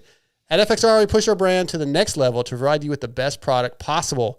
Used by the Muck-Off FXR Club MX Yamaha team, who our next guest rides for, Mike Brown, Brock Tickle, Chris Kiefer, Benny Bloss, and many more. FXR has core motor roots, so visit fxrracing.com or go to your local dealership and ask to see the complete 2024 line. It's all fantastic. We love it. TJ, you wore some FXR this weekend. I did. Yeah, you might be doing a little review I may be on doing a your review. FXR. Yes. All right. Yeah, we'll talk about that a little bit later. May or not be on my shirt right now. Oh, yeah, you're wearing FXR. Right on. Okay, tonight, FXR brings us from the Muck-Off FXR Club MX Yamaha team, Mark Fineis. What's up, Mark? What's going on? Not much, dude. Good to talk to you. Yeah, how do you like your FXR? It's gear. Okay. Looks cool. Okay. I don't know what else to say. All right. I've only worn two gear companies before. Yeah. Fly and FXR, and they're somewhat the same. Honestly, those are two of my. I don't look too hard into it. Okay, all right, fair enough. They're two of the top companies. Yeah, they're both really good. Yeah. So I can't argue that. Listen, this weekend at High Point, second moto was fantastic. 3 club bikes out front. You led a few times. Just talk about like where your heart rate was. What was going through your mind? I mean, were you comfortable? Was it a little uncomfortable? Talk about just Moto 2 in general. Well, starting off, we had kind of a plan because we were all in like the same, we're all like, I think 14th, 16th, and 18th. So we all had like on the same gate pick. Yeah. And we did not want to go outside. So we all decided to line up dang near right next to each other. And we knew Cody was the better starter out of the three of us. So we put him on the outside of us so he could try to make a funnel for Jet and I. And that's kind of what happened. That's kind of smart. And I didn't get an amazing start. Like I was 12th going through the first turn, and I just was a dog in those next two corners. And I made my way into second, and then got into first. And I'm gonna be honest, I freaked out for no more than a second. Okay. And then I immediately brought it back, and was just, man, this is nice. I have earplugs like so far in my ear, I can't hear anything. So I was just kind of riding my own world. I didn't look behind me one time. I actually yelled at my mechanic the first time I went past the mechanics area because I see him hanging out like out of the mechanics area, like dang near falling onto the track because he's out so far. Because he was pumped. He was over the moon, and I was surprised that I didn't freak out. Like I was just cruising, even though I don't know how I managed this. I was going 12 seconds a lot faster than what I was in Moto 1. Yeah, I heard you say that. I heard you say that in a post-race thing. Yeah, and you don't know how. I didn't feel like I was riding any harder. I just fixed my form, looked farther ahead, and got my knees back and stood longer into the corners, and it worked. And I was having fun. That was probably one of the most fun races I've ever done. Hey, before we proceed, are you on speakerphone? No, I have an AirPod in. Oh, okay. Maybe it just sounds a little muffled, but that's okay. Yeah, I think that's pretty interesting that just focusing and adjusting your technique a little bit made such a big difference. And like that. What's that? No, it was. I think he's trying to change his. Yeah, I took the AirPod out. Yeah, that's quite a bit better actually. Thank you. Did you hear what I just asked or said? I didn't hear you for like 2 seconds. Okay, so I said it's really interesting that really focusing on and adjusting your technique, how big of a difference that makes, and that's something that now you can take forward into Southwick in 2 weeks. Oh yeah, and just like the confidence I got, I'll definitely be able to bring it into Southwick and use that to be able to ride more freely and not get like all tight. Even if I get like a 15th place start, I should be able to ride more freely and not lose my form like how I did in the first moto. Like I felt like I was trying 3 times as hard, but I wasn't going near as fast. Yeah, but that's again, I'm really impressed that you were able to do that mid moto, basically, mid race. That's really shows a lot about what you're capable of. Hey, Mark. So, how have the tracks been for you? And we also have a listener question that wanted to know if you're excited about Southwick, if you've ridden it before, if you like sand, and then also kind of talk about what you thought of the track so far this year. The tracks or High Point? Just the tracks in general. Yeah, definitely been. High Point was a lot different prep than the other ones. Oh yeah.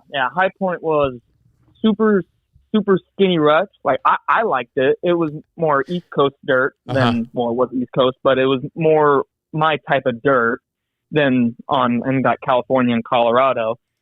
But yeah, the track preps were really, really good, and some of the motos actually they watered a bit too much for my liking because the track wasn't super raceable in the first like half of the moto until the track got broken, and then we were able to start turning it up.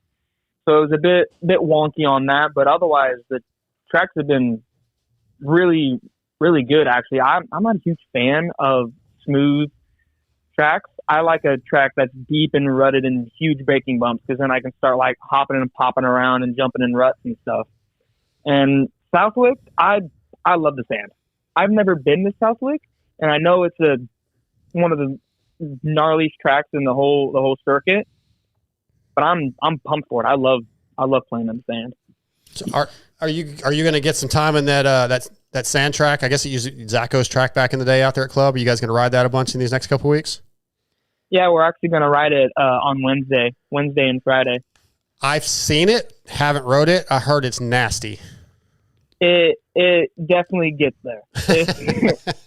It gets to the point where you don't sit down. Yeah. And if you sit down, you're either going to go over the bars or your lap time's going to start like suffering by a few seconds. Okay.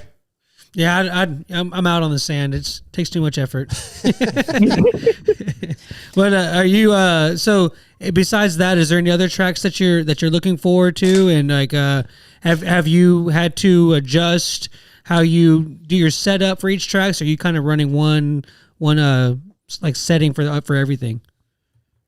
I've actually been changing quite a bit on my suspension, because every weekend I've gotten faster and faster. So we've had to go stiffer and stiffer in the shock and the fork, because the faster you go, the stiffer suspension you need, because it's going to just continue to bottom out and it's going to feel like crap. Right. Oh, and then what other tracks are you looking forward to this year? Oh yeah, I'm looking forward to Red Bud and Ironman. Mm-hmm. I rode Red Bud. I've ridden Red Bud a lot in my amateur, like 65, 85s. Not so much big bikes, but in Ironman, it's 40 minutes away from my house. That is technically my home track, but I haven't ridden that a whole lot because they weren't open like for like local races so much. So, but yeah, that is my home track, and I'm pumped to ride there. Hopefully I can do really good there. Sweet. Well, you bring up your amateur career stuff, and I want to know how it feels to know that you'll never probably have a Loretta's championship like your brother has 2 of them. And oh my God. does he throw that in your face regularly? Every time he sees me, every time we talk about dirt bikes, and I start like making fun of him because he stopped racing, and he just goes, I got 2. I go, 2 what? He goes, 2 Loretta Lynn's championships. How many you got? Yeah, exactly. So darn it, man. My son is Doc Smith, who raced with him when he was coming through the C class. So. Oh yeah. I know Doc. Yeah, Doc's racing Supercross now, but yeah. Is he though? He's wow. riding. He made some night shows this year. Dang. So, that's harsh. We love Doc. Yes, yeah. But he's part of the group, the friend group. He's not just TJ's son. He's one of our friends. So we got to bust the balls. But yeah, so sure. How is that? Like, does your brother still ride? Do you get him on a bike at all ever? Last time he was on a bike was like 2 years ago. Oh, okay. So he's doing his own thing. He's going to college. He's living his life, a normal life, not like me. We're just going around the country doing stuff not many people get to do. So yeah, that's awesome.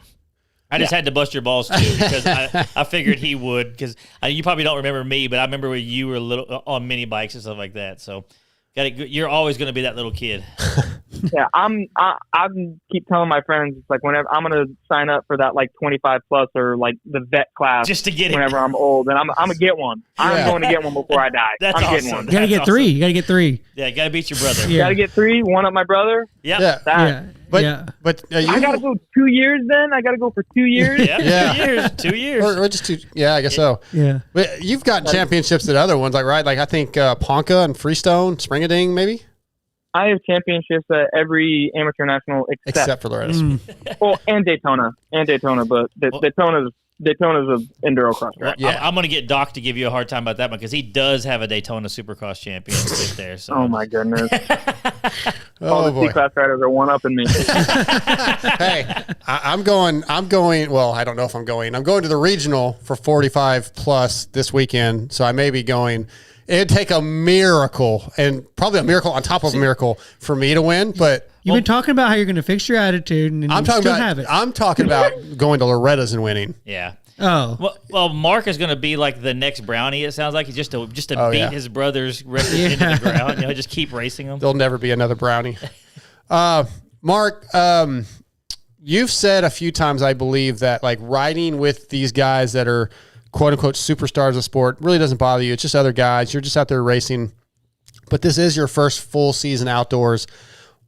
Is there anything that surprises you racing with so many guys at such a high level compared to amateurs? Have you taken anything away from that? Not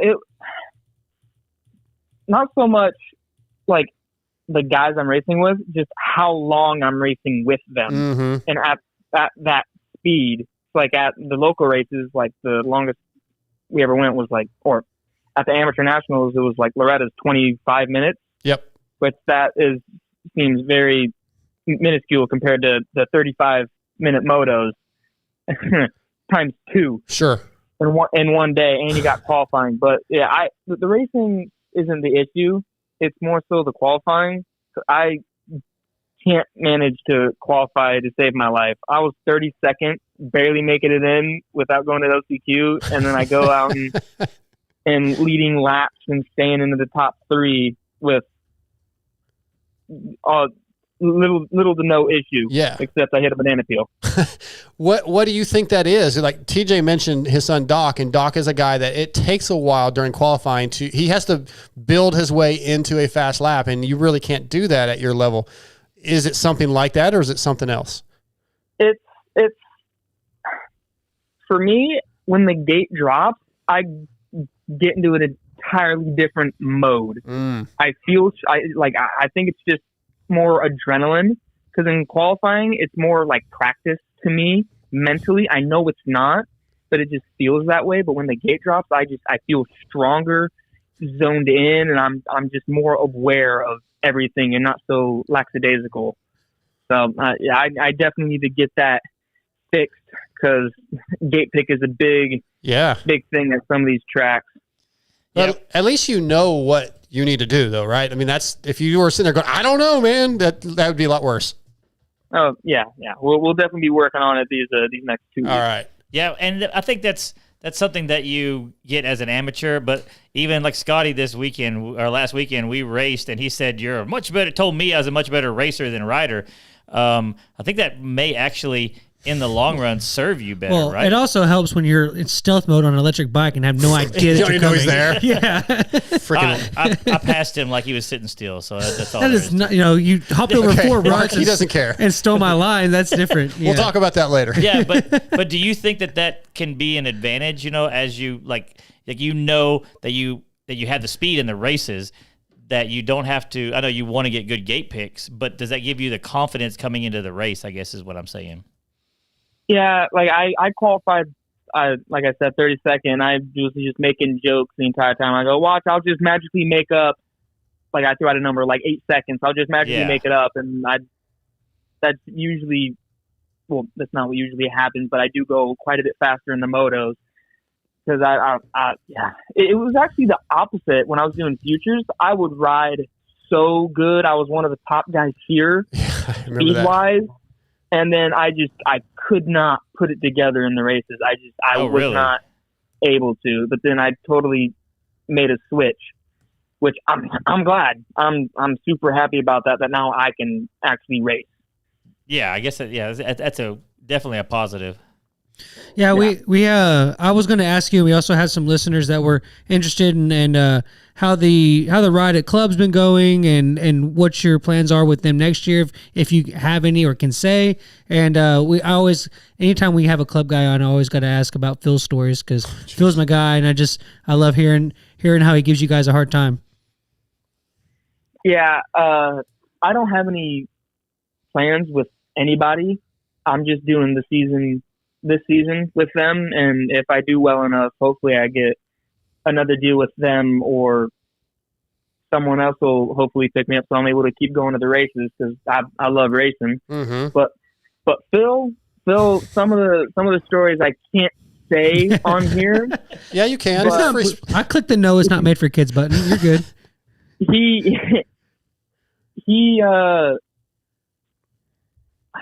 dang. I've gotten into like some cologne because Okay. I'm tired of smelling like a boys' locker room. Yeah. Tired of just stinking. So Yeah. I would put I'm not like bougie balling out on like this $200 like fragrance because I'm just putting it on to ride to not smell like crap. And I did like a spray on the back of my neck, and I walked by him, and I see him. He was like a bloodhound. He stuck his nose up in the air and was like, and then turned around and latched onto me, and it was just like, man, you smell good, and I'm freaking out. Thinking, dude, I'm freaking out, man. And I start trying to get away from him. He's like, no, come here. That's great. He's done that a few times, but I refuse to stink. I refuse. Yeah, that's good. All right. Mark is brought to you tonight by FXR. I want to go back to this weekend. And again, we talked about you leading those laps for a little bit, 3 separate times. Was there anything that you learned in that amount of time, like that pace? I mean, obviously you had some issues and there's some bike issues here and there, but riding up front and for just a few moments for a lap or two can really teach you a lot. What did you learn? It's weird because I don't think the only thing I learned or changed was my form. Okay. So and I rode like how I know how to ride. Like I ride like that at club. That's how I train. That's my speed when I train. So it didn't feel like abnormal at all. Like I actually tried to pick up the pace a bit, and then that cost me. I gave a little bit too much gas coming out of that corner. Yeah. But I felt super comfortable with that pace, and it's more I learned that I need to stay calm. Like I was super calm, like almost in a trance state, just super focused on what I needed to do to be better and go faster, like my form and keeping my knees back and looking forward. Because when I looked forward, everything came at me so much slower. Because like you're on the highway, if you look straight down when you're going 80 miles an hour, it's going to be like you're going 200 miles an hour. But if you look way out in distance, it feels like you're going turtle slow, you know? Sure. That makes sense. I knew you'd already mentioned the form technique and all that. I just wondered if, like, right up there, you're like, oh, I didn't realize they were taking this line, and kind of maybe open your eyes to some other things that they were doing. So, but mainly just the form, as you touched on. Yeah. Okay. Garth Lively's your mechanic, right? Yes. Yeah. Garth's a pretty cool dude. I got to visit with him a few times. And I feel like the rider-mechanic relationship can be pretty important, right? On the line, whether it be pumping you up if that's what you need or calming you down if that's what you need. How is that relationship with Garth? He's my homie. Okay. He's my bro. I love Garth. Him and I jive real well. He matches my energy. Like I start throwing just like insults at him just in a fun way, and he immediately throws it right back at me, and it just that's what I love. It's all fun. He knows how to keep me calm if I'm like starting to wig out on the line because we aren't able to get my gas cap back on, or I'm not able to switch goggles in time, and he's like, calm down. Yeah. And then tells me to be Batman, and I lock in. I like it. Yeah. All right. I like it. Yeah. Mark, when you got back to training this week and after the events that happened on Saturday, was there like something that you were able to take? Like, what was the lessons learned from leading the race? I know we talked about that experience earlier, but what were you able to use as a learning block for the future? Yeah, just staying calm in the heat of the moment, because you definitely can get caught up with all those guys around you. If you're in like 15th, you definitely try to override to get to the front, and so does everyone else. It's all just a full-out sprint, and I'm trying to incorporate that into the training we're doing here at club right now or today. And I was doing like gate drops, but I would be second gate drop, and then we'd have to like make our way through the pack with like Cody, Jet, and I. Yeah. And it's trying to stay calm and not wad your brains out trying to go too fast and make a pass that isn't there, and be patient with like the jumps and don't crash into anybody, you know? Yeah. All right. We're going to wrap this thing up. Just got a couple more questions for you. I've got a couple of Vital MX forum questions for you. Marty1028 wants to know if you have any plans to return to your GNCC roots anytime. And that's what he said. I don't know, so maybe run the industry class or wild card XC1 Pro Sport. You know what? That one's actually for that was for AP. Yeah, he's got 3 questions here. Yeah, so never mind. No GNCC, Mark. So I read the long line. He actually wanted to know what your favorite hometown track in Indiana was. Sorry. It was Lincoln Trail MX, and it was That's a beautiful they have 2 place. tracks. Yeah, they have 2 tracks. I like the bomber track. I haven't been there in a while, but that is definitely my favorite track I've ever ridden. I haven't been there, but I've seen a lot of their photos and stuff on Instagram, and man, that place is just beautiful. I heard the dirt's kind of hard packed. Well, for when they do local races, they don't fill it as deep, but for like qualifiers and like if they have a regional, dude, that track is it's so good. Gorgeous track. So good. Gorgeous track. Yeah. They've won a few awards for how like well the track is and how well it absorbs rain. It can pour down rain all day, and they'll literally be watering by like noon. That's awesome. It absorbs water so good, like in a good way, and it somehow holds water. Wow. It's the craziest thing. If it rains a bunch, it'll be dusty by 12 o'clock, and they'll be watering. But if it doesn't, they can keep it, and it'll be money. That's awesome. Yeah. Sounds like that needs to be a bucket list track for us. Yeah, Lincoln Trail. Yeah. All right, last question. Father's Day was yesterday. Did you get to do anything with your family? Do you have I don't know if your dad rode, what the story is. Did you have a Father's Day or a story about riding with your dad? Well, for Father's Day, we went out and got some sushi. We don't get that very often, and he loves some sushi. I do as well. I'm a big sushi guy. Raw fish, salmon, tuna. I love the whole thing. All right. Oh, dude, I'm already feeling for it again, but I'm not going to have it for a while because that's expensive.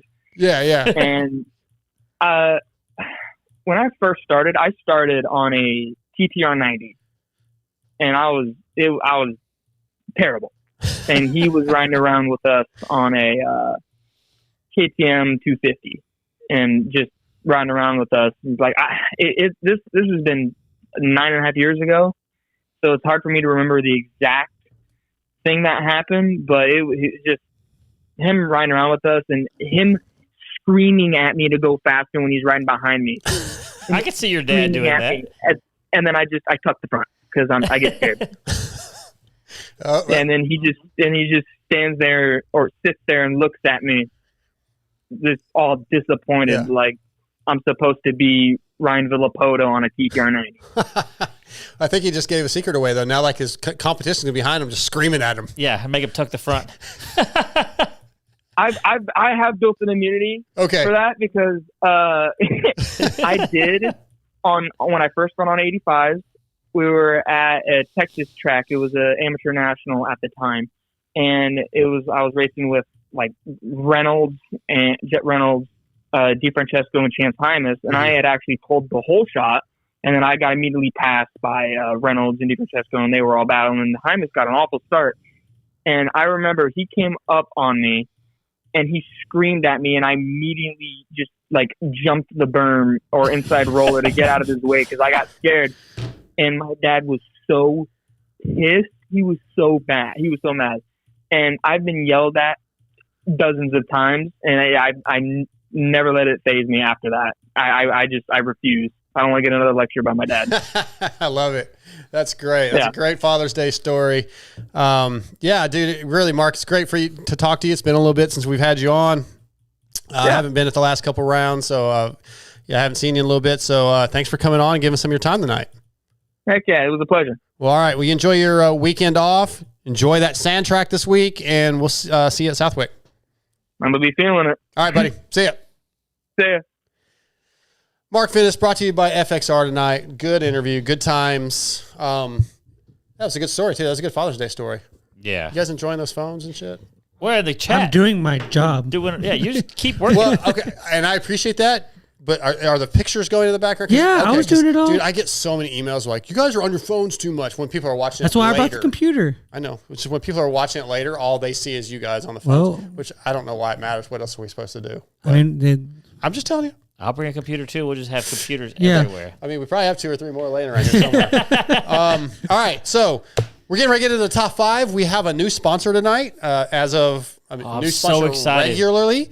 So, if you are a pit bike enthusiast and love shredding around on a CRF 110, a KLX 110, or whatever you have, you need TBoltUSA.com bookmarked on your web browser. TBolt USA is a pit bike supply site that has everything you need for your pit bike, from BBR handlebars to D&M shocks and even full bikes from YCF and Pitster Pro bikes. TBolt USA has it all. They even have stuff for the Chinese bikes that are so difficult to find.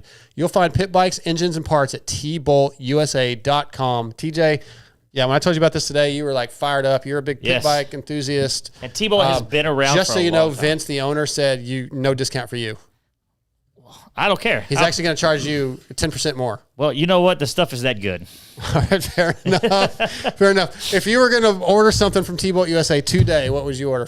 I want to see if it. He said there's a couple things he sells almost every day. What would you actually change this question? What do you think is one of the most common things purchased from a pit bike enthusiast when they get it? It has to be suspension or tall bars. Tall bars is what he said. Yeah, suspension. he said I said this for a CR for the 110 every day. Yep. And We need pit bikes, Scotty. I'll be having one too. I have one that we're gonna. Okay. Me and my buddy, I guess I need a pit bike. His kid needs a bike, so we're gonna split it and work to get it built together. Yeah. His kid will ride it. I'll let him use it when he needs to, and then when I need it as a pit bike, I'll go use it. So it's that KLX 110 I've had. Yeah. Nice. Yeah, I need one. I got to get my hands on one.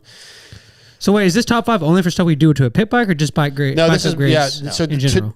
This week's top 5 is the immediate bike upgrades you do when you get a new bike, a regular bike, or any bike. Yep. Next week, if you want to send your emails at motoxpodshow@gmail.com, the top 5 is going to be we got a request for this one. I feel like we've done something similar, but theme parks you've been to or want to go to. Yeah, we could. That was mine. You did that one? I thought we had done something. Yeah. Well, you did roller coasters. And I said roller coasters and / like just amusement parks. Well, then we need to come up with another top 5, and this you can person do that one. I won't be here. This person will have to go back and find that show because I don't know when it was, but we need to think of another top 5 by the end What of if the you show. did like venues for a concert or something like that? Like venues. Oh. Venues. Just venues. I like that because there's a couple I want to go Not to. even for a concert, just venues in general. All right, concert venues are our top 5 or just that we venues. want to go to.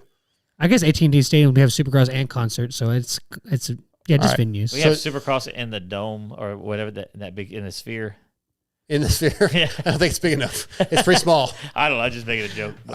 Okay, so immediate bike upgrades. Who wants to go first? TBolt USA top 5. Who wants to go first? You know what? Let's do our listeners first. Let's do listeners first. That's what I was trying to say. Hey, let's do our listeners first. I don't know why you tried to put them so far back. All right, Josh Childress. Suspension, first and foremost. I'm a bigger, taller guy.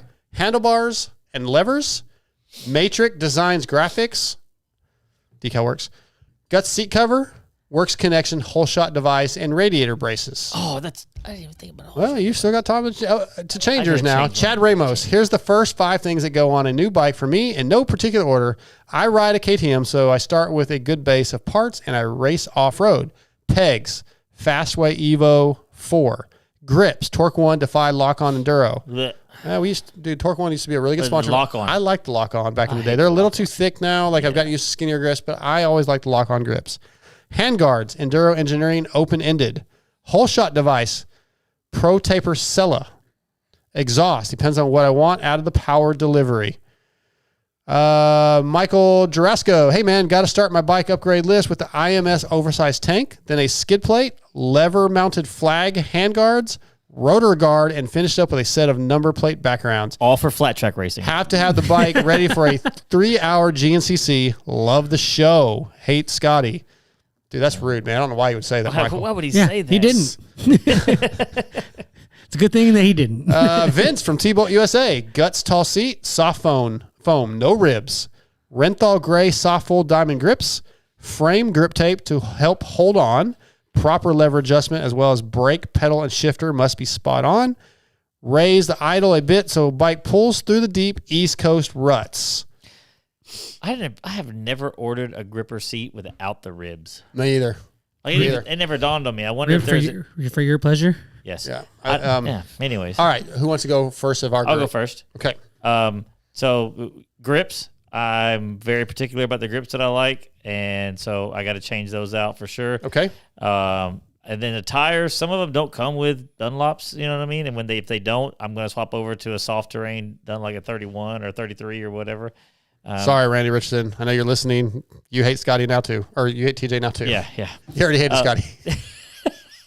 I'm either going to cut the bars a little more. It's okay, Scotty. I'm good. I'm trying to let TJ Here. do his did top bring 5. tissue. You just interrupt everybody, and I'm trying to let TJ do his thing. I do actually do that way too much. Fans mentioned it earlier. Like they constantly mention Someone said you're just like Steve. You turned into him. cut or replace the bars, like either cut them down or replace them if there's a bad bend. Whole shot device. I can't remember the listener who mentioned that first. I'm throwing that on there. Go to TBolt and get some tall bars for my pit bikes, and then the number one thing is convert it to an electric motor. Oh god.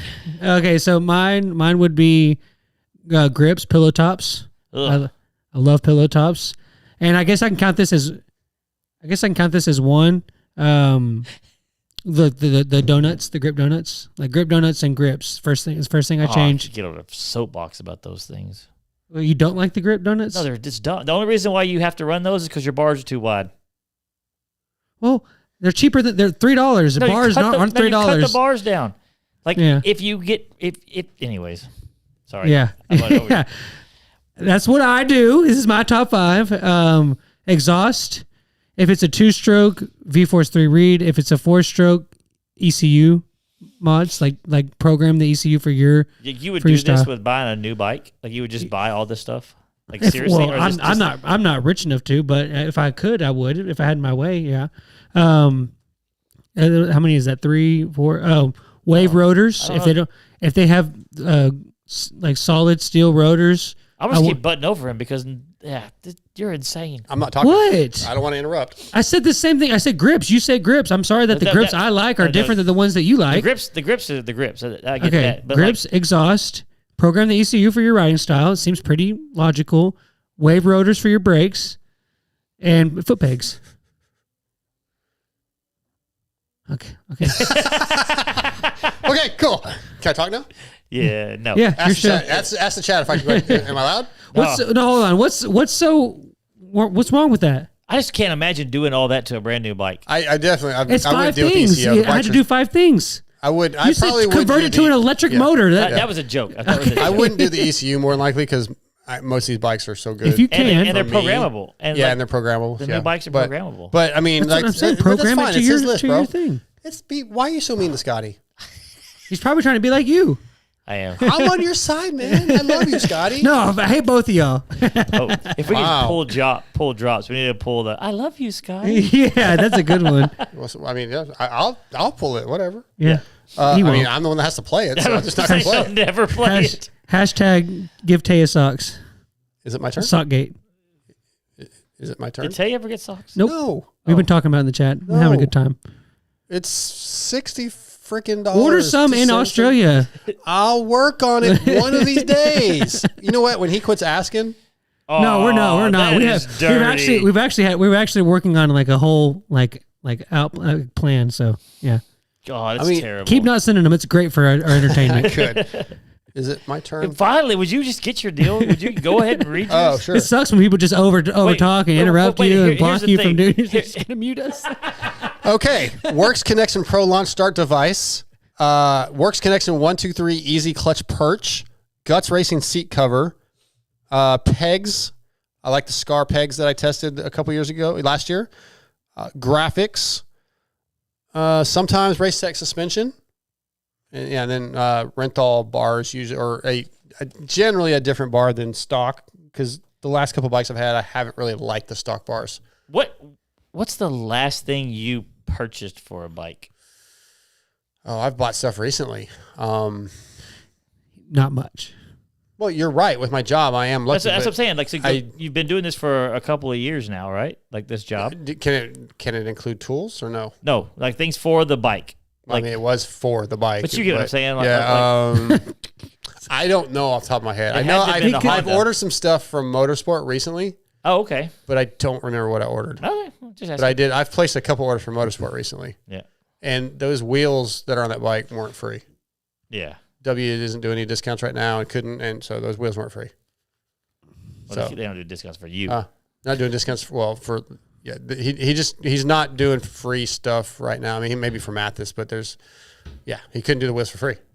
So yeah, graphics is a good one. He does mine. Yeah, I like graphics. And graphics aren't like, it doesn't have to be things that have to be done. Like the graphics aren't bad on some of these bikes, but I like personalized graphics. My numbers, numbers for sure. So yeah, that's. I think I'm off the graphics, the full graphics kit thing. Like I think I've gotten to where I don't like the full graphics kits. Like I think I like the style. A lot of people do it where they just do the number plates, and leave the bike kind of bare. Are you talking about just okay? You're not talking about those where it's just like the number decal and you just put it on the number plate. I hate those. I like those. Yeah, that's what I had on the Kelley. I hate those. Like where it's just mine covers the whole number plate, but it looks like it's just the number one. No, I hate that. I want the full number plate graphic. You see my bike, how it is. Yeah, I don't like those. Oh. He has a dick bike. He really doesn't. Yeah. Super weird from a guy that's supposed to be like this Christian guy and stuff. Like God made dicks. So, all right. It's true. He did. Yep. Alrighty. Okay. Evan's coolant emails. Let's move on. Evan's waterless Probably coolant. a good idea. That may be the weirdest thing I've ever said on this show. Evan's waterless coolant protects your engine because it always stays liquid. Steam inside the engine creates hot spots and detonation, but with Evan's, the metal is always liquid cooled. Used by HRC Honda, Factory Beta USA, and Pro Factory Yamaha, and lots of other teams, regardless of the sponsorship. Evan's is in the bikes on the podiums. All right, so we got a couple emails here that we'll get into. We have a question. All right. Great radio. Yeah. Kyle Joyner, he actually sent this last week and I missed it. Here's something I've wondered about this year that I haven't heard anyone talk about. I agree that Kitchen looks better and more comfortable overall this year on the Kawasaki, but for argument's sake, I wonder if he is actually that much faster like everyone thinks, or if he has always just been start dependent. And we have heard that topic a lot. About who? Levi Kitchen. Oh, Kitchen, yeah. If you think about it, last year on the Yamaha, when he got good starts, he had great races. When he got bad starts, he would get stuck in the pack and move forward. This year, he mostly got good starts and had great races. So did he actually get that much faster, or did he just fix his starts? Also, to further push this theory, he basically lost the title this year because he got worse starts than RJ and couldn't pass two riders to give himself a chance to get to RJ. Thoughts? I mean, it's not completely wrong. I would say it's not completely wrong. I would say that it's kind of surprising what's going on with the outdoor stuff. But if he's right about it being start dependent, then that makes a lot of sense. Yeah, I've heard that a few times, and I would have always kind of argued it. But like, he didn't really move up any of these last couple weekends. He's gotten kind of poor starts, and he's just not up there. Do you think that?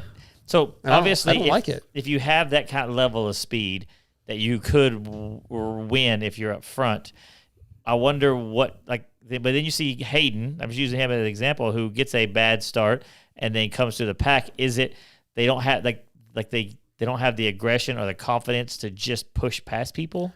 Yeah, it's hard to say without seeing him. Like they'd have to focus on him for a while. Yeah. So we can see what he's doing, because his lap times aren't matching. Yeah, and he went by Levi pretty quick, and then Levi couldn't latch on. Yeah. Maybe there's something going on with Levi that we don't know about. But if you look at the history, it's kind of accurate. It is. And I know Levi doesn't like hearing that, but until he proves everybody wrong, where he can come from 8th, 10th, whatever, and move up, it's kind of hard to argue the point. Yeah, because, Deegan's been doing it, and he just did it twice, so. Yeah. I think Levi's skills have kind of turned to where he's a kind of almost an SX specialist a little bit. Like, he's maybe super but it's still somewhat start dependent. Like, he couldn't track down RJ when he needed to in Supercross. Yeah, that's a good point. Well, yeah, it's kind of if there is something wrong with him and he's struggling, like we had talked about it last time I was here, where I felt like a lot of Chase's recent speed is because he knows that Jet's hurt. And we had talked about, does that leave? I mean, because he's like, oh, here's my chance. If Jet was 100%, I think he would lose some of his fire. I just think he would. I don't think that's it. I really, again, I've heard just kind of sitting in the background him talk off the record with people, and I really do feel like he's still trying to figure out things with the bike where he's not super. I think that's most of it. But what I'm getting at is I feel like even he said it in some of his interviews. He's like, I know this was my chance to get up there, and that drove him to go from worst to first, right? Yeah, but I don't think that's the only thing. Okay, but let me finish my point here. So Good luck. But then there's times where it wouldn't be right to tell your competition you're hurt if it's going to be a short-term thing and it may fire him up. But in Levi's situation, if he is hurt, it'd be better for us to know, like, hey, man, something's wrong. I'm dealing with this. And then we would be like, okay. And then when he does get like a third, gets on the podium, we're like, all right, he's been hurt, but he's getting better. Instead of, why is it taking you so long? Why are you sucking so bad? You know, like, I think that there's sometimes it's better to tell people. I agree, but riders in this industry don't seem to want to do that. All right, we got 2 more emails. Phil Smeltzer, like Aaron Plessinger during the beginning of Supercross, is Justin Cooper doing so good because Tomac and Webb are out? He's getting all the attention. Is that the difference for a champion versus the 5th place, 8th place rider? Like AP at the beginning of Supercross had the red plate. Sexton was not at Baker's factory. Then when Chase went back, AP lost the red plate. I don't think there's a comparison. And no, I think Justin Cooper is going to be really good on 450. I don't think that's why AP lost the red plate either. Because Chase went back? No, I don't think so either. Yeah. So I'm going to say, I'm with y'all. Yeah, I'm going to say no. I think Justin Cooper is going to be a force to be reckoned with over the next couple. He's good. Yeah. I do think I was thinking about this earlier. When Eli does come back, like the first 2 races, let's say first 2 races, like where does he fit in? Like is he is he front of Cooper? Is he Justin Cooper? Yeah. Is he in front of Justin J. Coop and Hunter or is Hunter Jet and Chase? Not yet. No, not the first couple rounds. No, I'm gonna say no. Okay. No. Yeah, that reminded me. I was thinking about that earlier. Vince from TBolt USA sent a Father's Day story, and he wanted to share. My son and I were racing pit bikes at Milford Riders Club in Connecticut on Father's Day weekend. Everyone knows us. We're on almost identical XR100s. People are screaming at us over the track fence. We trade positions like 5 times, and finally, right before the finish, he cuts me off so bad, I almost go off the track. Probably should have been penalized if he went off the track. Both feet come off the pegs trying to save it, and I look up, and it's him getting the checkers. I get off the track, and he is all, "Happy Father's Day, Dad." It's a pretty good Father's Day story. Beating your dad's kind of a big deal. Yeah. Yeah. It's kind of something you guys can share. Especially if they're the same speed. That's really cool. Yeah, and then the dad's always like your dad. Nobody wants to be beat by their kid. Have you ever been able to beat Doc on pit bikes? Oh, beat it. We like that. Why do you think he's so aggressive of a rider? Because we just punted him off the track his whole life When he was like 4. Like seriously, like we have like years and years of just running him off the track because it's hilarious in the trees and stuff. All right, y'all are the most putting it in on you riders I've ever been around. He tried to kill me this weekend, dude. I had to jump off from the side of the track one time because he pushed me off. You could have backed off. Yeah, you then you would have passed me. According to you could have just ran off the track and went around. Yeah, I would have. You know what happened? Why didn't you do that whenever I passed you so hard? Well, yeah, because I didn't have a chance because you fell in front of me right after that. That was not right after. He fell in front of me this weekend. 2 corners after that. He ran me over. It was the No, second I corner. missed you, but barely. We did 2 jumps and 1 corner before you fell. Yeah, well, I was checking out. All right, one more email, and we got to get Derek Kelley on. Okay. This is just a what's worse? People leaving their shopping carts in the middle of the parking lot. Cart narc. People who stand as soon as a plane lands in the back. Standing up in front of it. Or people who leave their trash in the movie theater. I don't care about that. That's job security. there's a job there for that. But yeah. I will say, or the people who stand up at Supercross races because it makes their eyes work better or something. I don't know. Everybody stands at Supercross. Yeah, that's concerts. the thing. It pisses me off so much. Concerts. You stand. If something happens, like when Fortner went down, everybody stood up. Why? But why? If you're sitting down, it's a response. It's a reaction. It's involuntary. But then the kids can't see, and it's involuntary. It happens. Short people. I It's don't not stand involuntary. It's not involuntary. It is for me. Well, you're. God, I don't even know what to think about him tonight. What? You physically can't help standing up. You just can't help it. You just can't stop Dude, yourself. y'all Like go in your mind, you're going. Y'all go to the races sober. Like, In your mind, you're going. Don't stand up. Don't stand up. Don't stand up. Don't stand up. Oh shit! I stood up. Is it? No. Whiskey helps that. Well, I also don't do that. Then you need to sit in the very back row. We usually, sit Very like back that. row. So when there's a lot of times we do, yeah. A short female. Why would you pay all the money to go to a race and then get drunk? Stupid. I don't necessarily get like wasted. Just have a couple of drinks.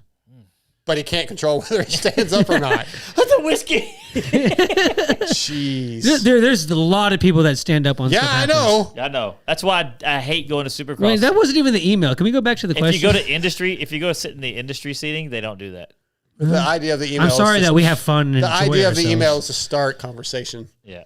I mean, I don't know. Well, I'm sitting in the press box, and everybody else sitting in the press box, and we're watching the race, and we're not like, oh God, I got to stand up. Well, y'all, no, we yeah. just sit down and watch the 'Cause race. that's man. all y'all do. Y'all hate your lives. So I'm sorry. ask the email the three things. Which one's what? So we can. Oh, Look, shopping carts left in the middle of the parking lot, which sucks. That's not cool. I hate those. People who stand up as soon as the plane lands. that one's the worst. I think that's the worst. And people who trash in the It's movie like, theater. where are you gonna go? We got another 25 minutes before we're doing anything. I don't. Sometimes fly I enough. wonder if, like, every once in a while, like, maybe it's their first time flying. Like, they Yeah, stand I up don't and even- they try to get off the plane. I don't fly enough to Yeah, that to bug me. I don't fly enough, but when I've noticed it every time. But if I flew, like, I mean, you fly more than I do, and then there's other guys like JT and Steve that like all they do is fly.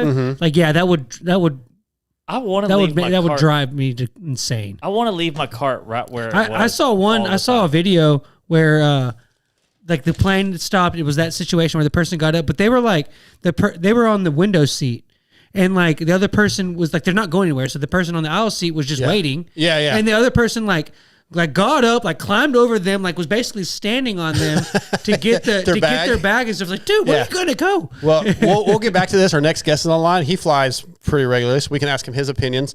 He's going to be brought to you tonight by ProX, which is rooted in racing from motocross to off-road and supporting teams such as Ampro Yamaha, Pro Circuit Kawasaki, and SLR Honda.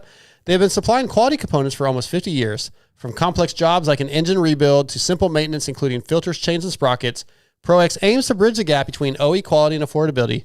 Find ProX at your local dealer or visit prox-usa.com and search for parts for your bike. Tonight, ProX brings us from the AEO Power Sports team, Derek Kelley. What's up, DK? Oh, man, it's good to be back. Good to be back. Good to have you back, man. You've been doing stuff for, like, I think, Verb Moto or something. Maybe I don't remember who I saw you doing something with, and I'm like, no, that's not cool, man. I'm just trying to get back. People forgot about me. Yeah. I haven't raced in so long. I have to get as much exposure as I can. I hear you. So before we get into you and your racing, we just had an email that came in and was asking us, like, what's worse, people who leave their shopping carts out in the middle of the parking lot, people who stand up on the airplane as soon as it lands, or people leaving their trash in the movie theater. But I want to focus on the airplane thing. You travel a lot. You fly. Does it bother you when the people in the back of the plane stand up and try to get off before it's their turn, or do you even care? Yeah, you could say that. It infuriates me when people stand up and run forward when they're in the back rows. So, I mean, out of all those, I mean, I hate you said shopping carts in parking lots. Yeah. That's a tie with that. That pisses me off too. So, Yeah. My thing is, those two are both should be death penalties personally. But. Wow. Yeah. My thing is I want to leave the cart there. Like, I just want to leave it like where it's at. But then I'm like, I just can't make myself do it. Like I have set a cart in an You empty want spot. to be lazy. Like, I set a cart there and I turned around No, and I I'm like, can't- yeah. and I'm like, I'm not I a just P- I'm not a can't. And I POS. just- So Yeah. now I walk halfway across the stupid parking lot to put it up, and I'm like, You poor thing. With all of these and that, DK, you agree. It's like it's not the act itself. It's the logic. It's the mindset behind it that I'm more important. That's inconsiderate. Yeah, it's just it's the mindset so much more than the act. Exactly. Yeah. Well, Derek, up and down season, Supercross. I think you were coming into Supercross, if I'm not mistaken. You had a pretty big injury you were recovering from, and some issues during Supercross, and kind of racing yourself back into shape this outdoor season. How do you feel about your season so far? It's been, like I said, I think 19th at Fox, 14th at Hangtown. I'm looking at 40. Oh yeah, 42nd. Not good at Thunder Valley, but that was a. Yeah, I think you had a crash and maybe a concussion. And then High Point 15th. Allegedly. Well, better safe than sorry in that instance. But as a whole, are you about where you thought you would be? Are you behind? Are you ahead? Yeah, no, I mean, it's been a rough year for me. Like I said, I mean, I got hurt back in November, missed all the Supercross, had to have a couple surgeries to get my arm back in place, had to dealing with infections. I was on antibiotics for like 5 months almost. So just dealing with all that stuff and coming into Paula, I had a decent amount of time on the bike, but staying on a 450, I haven't raced a 450 in 5 years probably. So, just racing myself back into shape. I mean, I always want more, and it's always disappointing, like not being further up. But I mean, considering, especially like last week, like I was riding really well at Thunder Valley, and then just had a small crash and ended up taking a small nap. Fortunately, it wasn't too bad. Got cleared, but good. I'm pretty happy with where my speed's at. Just need to work on my fitness and my consistency. Yeah, when I'm looking at your numbers, again, like Moto 1 at Fox was 14th. Hangtown, you went 13, 15. And then we'll skip Thunder Valley. And then High Point, 16, 15. Like, those positions aren't that bad when you look at the field and the fact that, again, right, no testing hardly, being on a 450, not totally being in shape. Like, that's not bad, really. Top 15 is not bad.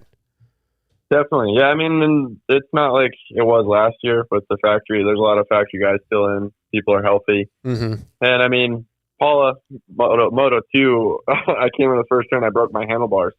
So that was kind of out of my control. I've actually seen that one other time on a KTM, but you're not running stock bars, I'm sure. So, but how'd you crash? What happened?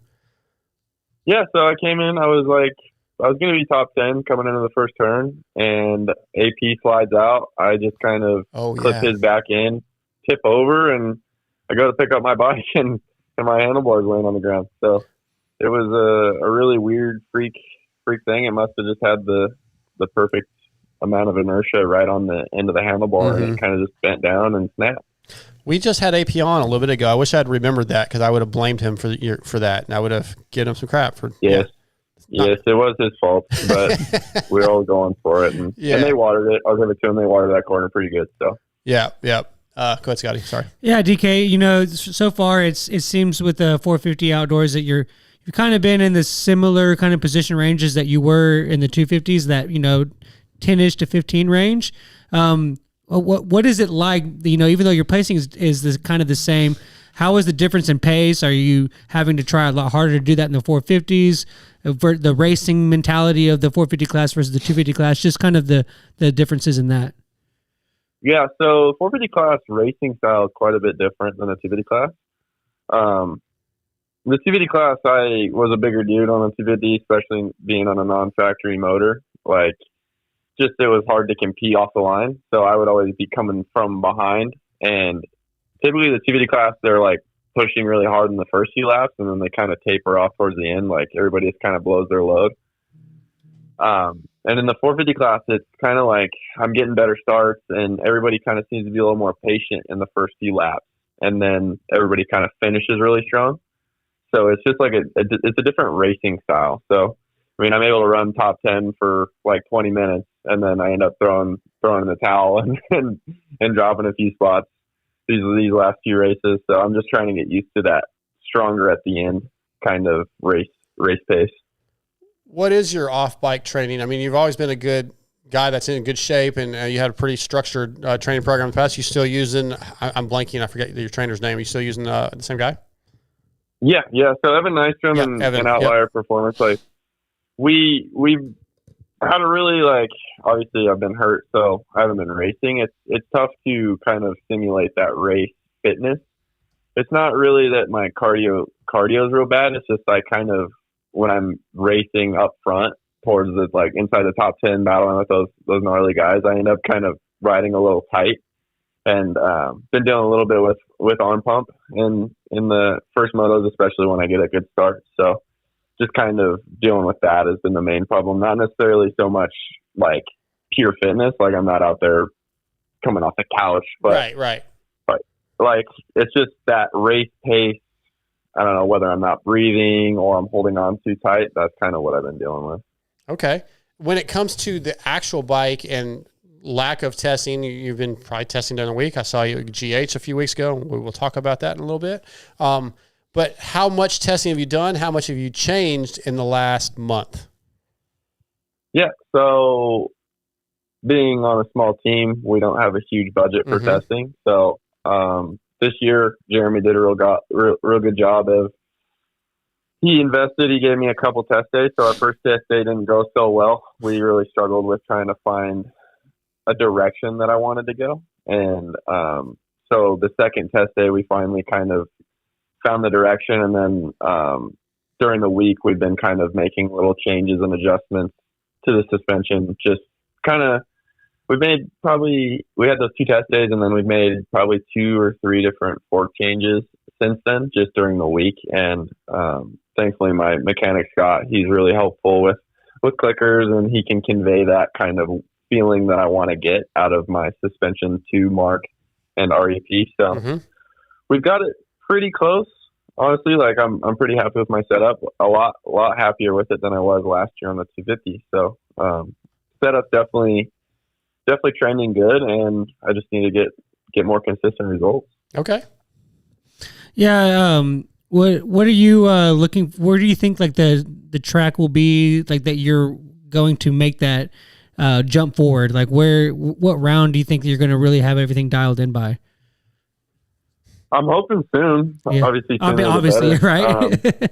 Yeah, I think I would have, had I not had the crash in Colorado, I think that would have been my breakout ride. I was really feeling good there, and my fitness was getting good, especially coming off of 2 solid motos at Hangtown. And then I had the crash, and then I sat on the couch all week, and I'm still sick, so I was sick all weekend long with a sinus congestion. So I couldn't breathe out of my nose all weekend long. So I mean, I'm not one to make excuses, but we were dealing with some factors that was definitely not peak performance.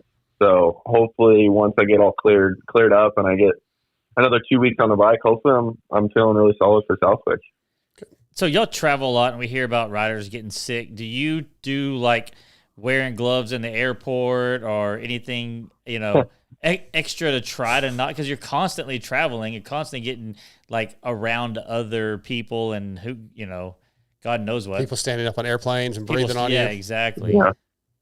Yeah, I mean, it's tough.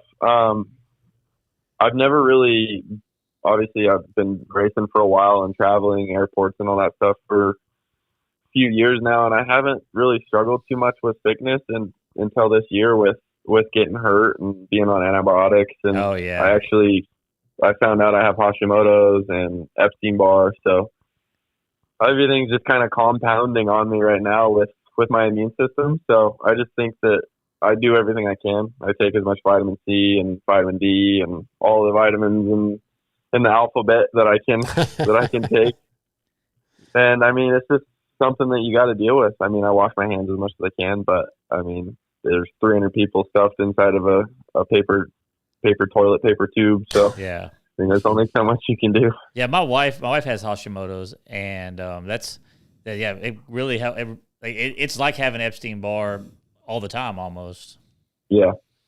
I mean, I did a complete diet change. Like my whole lifestyle's changed and flipped upside down since I found out. I mean, I've gone dairy and gluten, soy free, so I don't get to eat any of the good foods that I like, and it's just been a whole culture change for me. And that made a big difference for that? Yeah. I mean, I lost a lot of weight. Like I was dealing with some inflammation in my body and everything with that. And I mean, I feel really good. I feel clean. I'm sleeping better. But just, you still catch colds every once in a while. Right. Yeah.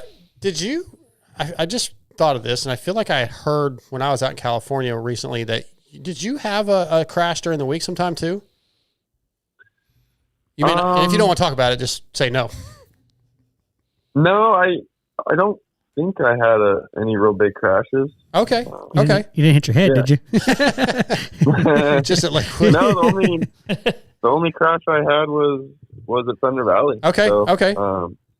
No, I didn't. No, I mean, I had a flat front tire at Glen Helen a couple weeks ago, and I rung my bell a bit, but nothing serious. Other Maybe than that. you know what? That was the day I was there, and it happened after I left. That was it. Yeah. Yep. It's your fault. You should have stayed. Yeah, I heard you crashed after I left. That's what it was. I think Kiefer told me. Yeah. Yeah. That was the only kind of crash I've had a pretty solid during the week riding. Other than that, I mean, you have slide outs and tip overs, but I've been pretty solid. Other than I had a flat tire right after the mini Talladega at Glen Helen. I jumped that little tabletop and with the kicker in it. That corner, my front tire just exploded on me or something. It was that and kicker. I just was on my head before I knew it. Yeah, it was that little kicker at the top of that thing that kept trying to put me over the bars. Yeah. I hate that jump, man. That thing always pops me weird. Dude, I hate every jump and bump on that track. Yeah, how's your training coming? Did you qualify for Loretta's yet, or is that coming up? I failed at Fox. And I'm going to Lakewood. I'm going to Lakewood this weekend for my South Central regional. You're gonna win. All right. Not gonna win. Throttle's on the right, buddy. Yeah. Derek Kelley brought to you by Pro X tonight. Let's talk about that, dude. So I think we haven't done a show since I've been back. So riding Glen Helen, and I'm out there getting destroyed by Ryder D and Derek Kelley. You can't run that pace? Brown. No, I cannot. And like Derek Kelley's going up Mount St. Helens, goes by me on the left, takes his hand off to show me like twist the throttle while he's going by me uphill. Good job, DK. I'm like, yeah, F you, dude. Yeah, I know where the throttle is. Yeah. I know where it is. He's like, I also know where the ambulance is, this too. This is as far as I want to twist it. I am sorry. Like, that place. It's the up the hill, man. You got to give it gas up the uphill. Yeah, and then you hit that chuck hole after the little hump in the bike. Oh, dude, man. Look, I don't have that much talent. You saw that. Like, look pro, go slow, I guess. I mean, you got the kit. You were looking factory out there. That's what it's about. All show and no go. All show and no go. But no, I failed at Fox, and we're going to try again this weekend. It's going to be tough, man. It's going to be tough. I believe in you. So, thank you. DK, what part of the country you grew up in? I grew up in Boise, Idaho, but I mean, I've lived most of my life in Southern California. Okay, so like you, whenever you were in the amateur circuit, were you qualifying and doing all your stuff out west or in like Central?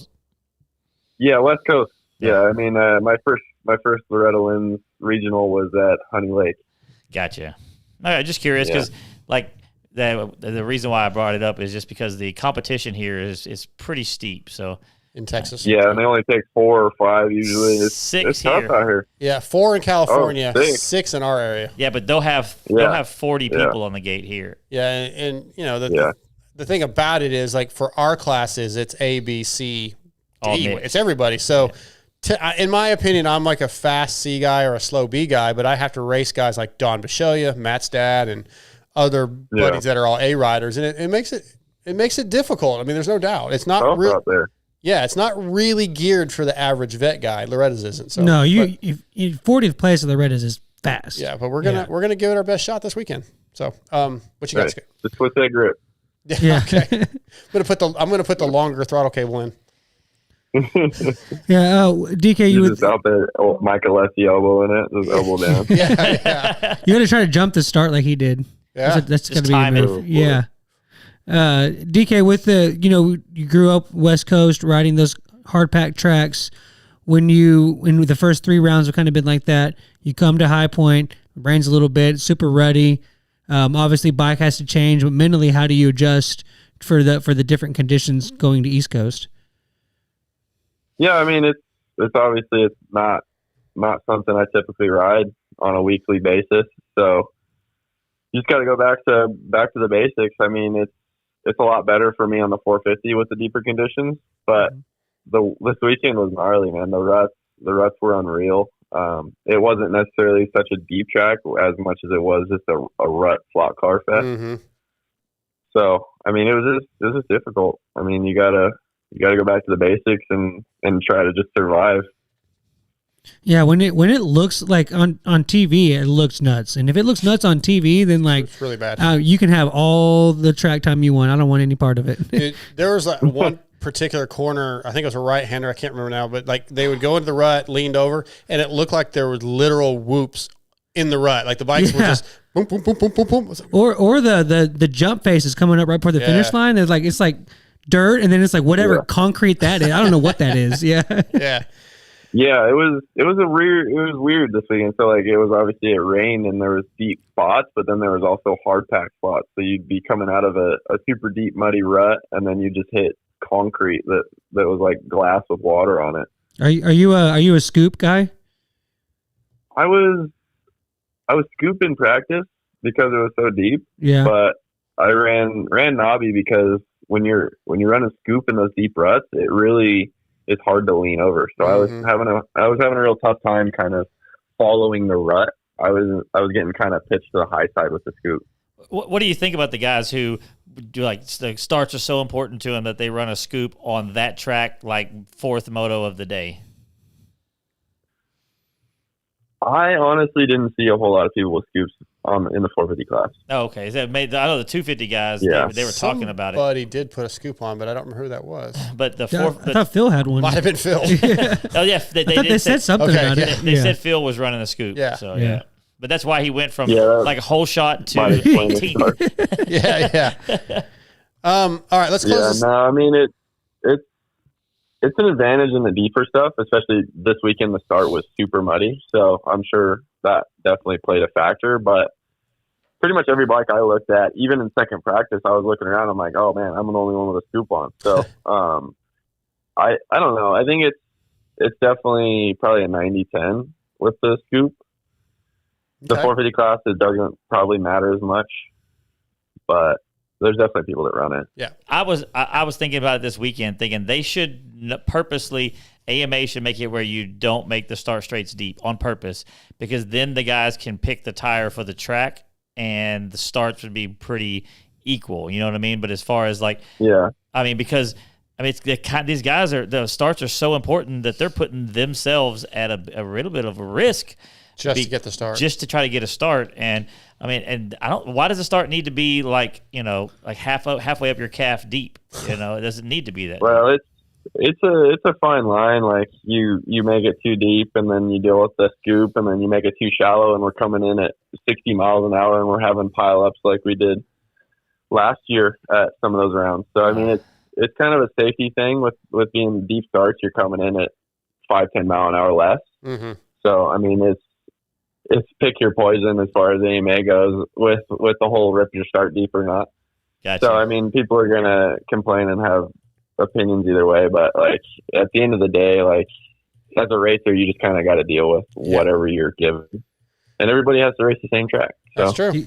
Do you feel that a uniform tire is the answer, or is there just too many preferences to be able to pull that off? I think that when it comes down to it, it doesn't make that much of a difference. I don't know that there really needs to be a uniform tire, and I mean they're 90% of the bikes on that gate are running the 34 rear tire anyway. Right. So I mean when it's deep enough to run the scoop, everybody's gonna run the scoop, and when it's hard packed, it's kind of like most people are running a regular tire. But the scoop, it's getting more usable on hard pack stuff. So the only time that I really wouldn't run it is when it's like this weekend, super rutty, and it kind of grabs the edges of the ruts more. Makes sense. Mm-hmm. All right, Derek, just a couple more questions. You are, I believe, 28th in SMX points. You got to get 8 more spots. Is that something you're focused on? And if so, like, what do you got to do? Yeah. I mean, obviously I need to get in there. Like I don't want to be doing the LCQs. Right. So, but at the end of the day, like I have a number of points in mind that I need to get to, and sitting here every weekend and looking at the points isn't really going to do me any good. So at the end of the day, I just need to get some solid results every round. And by the time we're at round 11 of outdoor motocross, hopefully I'm inside that top 20. Yeah, I think that's the plan. I like it. Okay, so I've got a couple Vital MX forum questions for you. I'm not sure why this is being asked, but Is it about cross country and he's going back to his roots? No, I'm not going to ask him. I'm not going to ask him the AP question. It says, ask Derek his favorite Metallica song. I don't think you're a music guy, as I recall. I'm not a music guy. Okay. What did you say? What is your favorite Metallica song? Favorite Metallica song? Yep. I mean, one is pretty good. I mean, which one? Who's on first? The OG one. Whatever one. Yeah, whatever the best. Yeah, it's called One. I was just teasing. Yeah, One. Yeah, One. I like One. I was listening to. Oh, man, I was literally listening to a Metallica song yesterday, and I couldn't. Ride the Lightning. Yeah, I mean, you know they have a song named after your teammate Lux Turner. What is it called? It's called Lux Turner, or it's called Lux Eterna. It's set, when he sings it though, it sounds like he's saying Lux Turner.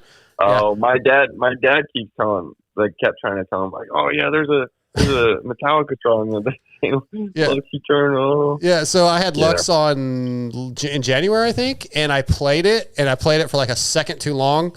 And we got demonetized because I played it too long.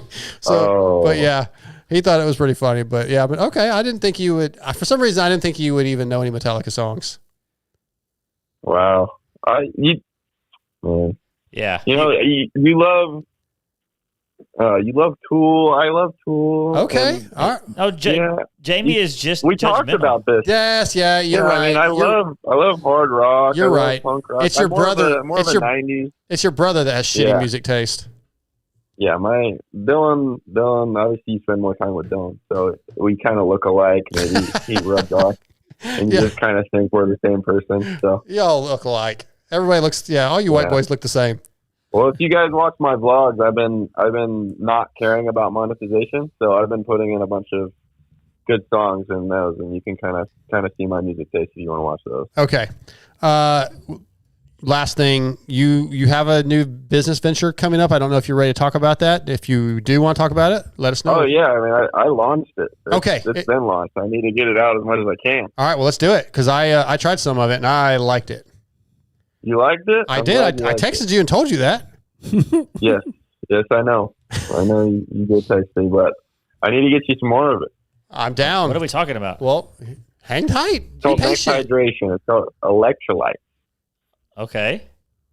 I needed that yesterday. Next Hydration, NXT Hydration, and only have one flavor right now, but I spent most of my money and research into the formula, and I think that we really built something that's good. Yeah, it's lemon, right? It's a natural citrus flavor. I mean, it's tough to get a full regular lemon flavor, but it's a real light tasting. Mm-hmm. It's not like a lot of other supplement brands where they kind of try to knock your face off with the flavor. So it's a real light lemon taste, and it's kind of like if you were to squeeze lemon into a water is kind of what I went for. Well, the thing is, I usually don't like that. So when you handed it to me, I was like, not sure I'm going to like this, but I really did. I enjoyed it because it wasn't so like in your face. It wasn't like it didn't punch you in the mouth with it.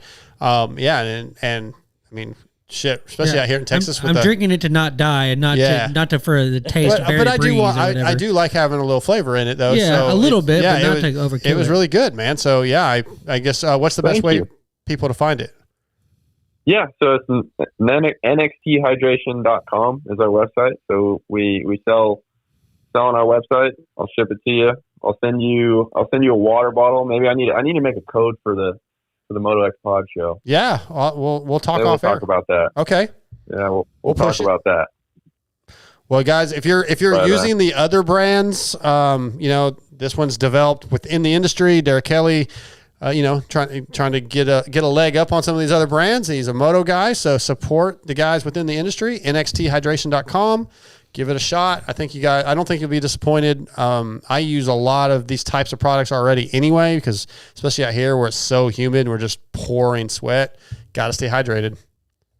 Definitely. Electrolytes are the number one most important thing that I added to my program. Mm-hmm. So for me, I really wanted to develop something that was good and I wanted to promote something for the motocross industry because I feel like inside of the motocross industry, you don't have a lot of solid electrolytes or hydration supplements. So it's zero sugar and it gives you all the electrolytes and stuff that you need. Is it better as preventative or recovery, or does it do both equal? So once you do a little bit more study on sodium, like it's a high sodium content electrolyte. So most people aren't getting enough sodium. So that's when you get your cramping and your brain fog and stuff like that. So we developed a natural sodium. So it's pink Himalayan sea salt is where we get our sodium. So that has 84 trace minerals and elements in it that also your body uses, like calcium and stuff like that. That's literally the salt we use at the house. That is I like salt. I cover everything in salt, and that pink Himalayan salt is so good. Yeah, I love it's a mellower flavor than ionized salt. So you get more minerals, more trace elements in that, and then it has potassium and magnesium in it for muscle function and all the electrolytes that you need. So you would take it in the morning when you need it, and then throughout the day when you're sweating. I take it, so at race day, I'll take it in the morning when I wake up, I'll take it after first practice, and then I'll take it before first moto and before second moto.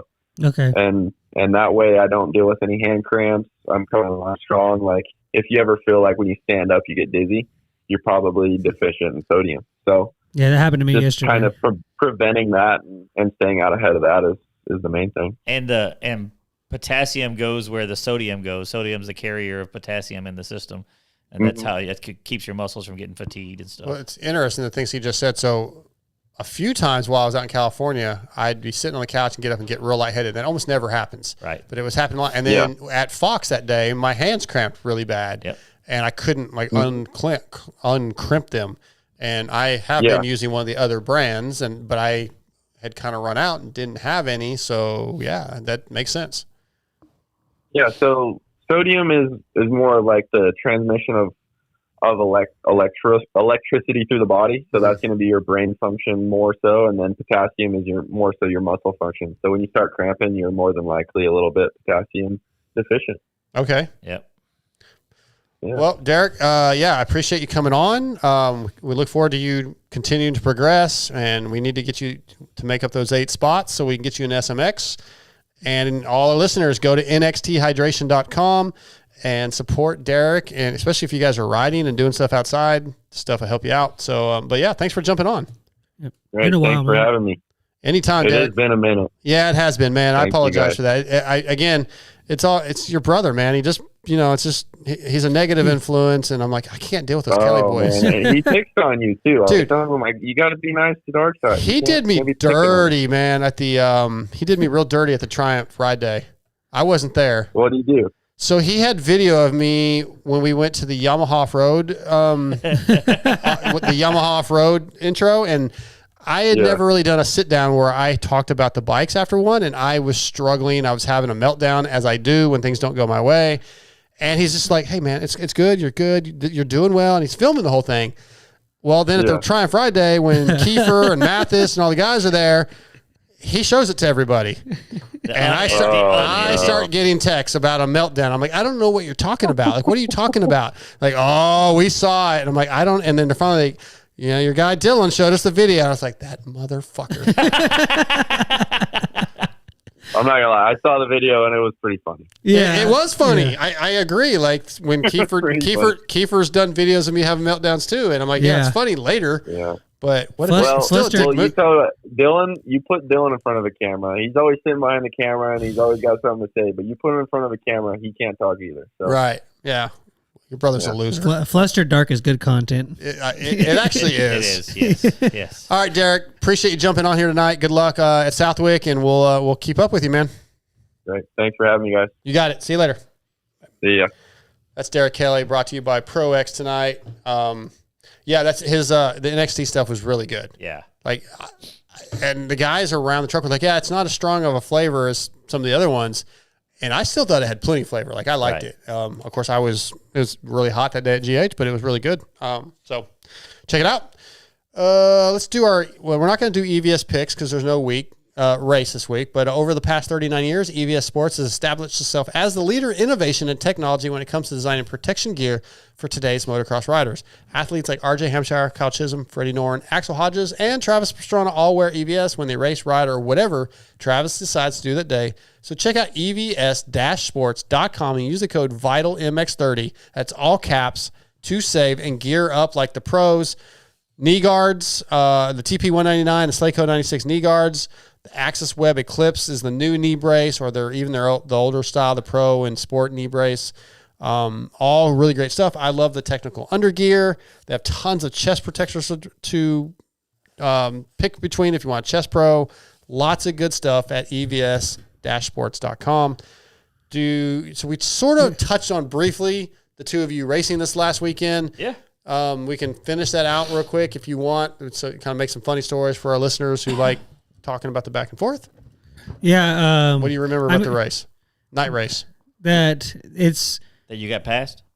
Well, yeah. And that you almost got passed again and didn't know it, but I told go look at the results. The results don't lie. The results do not tell the whole story.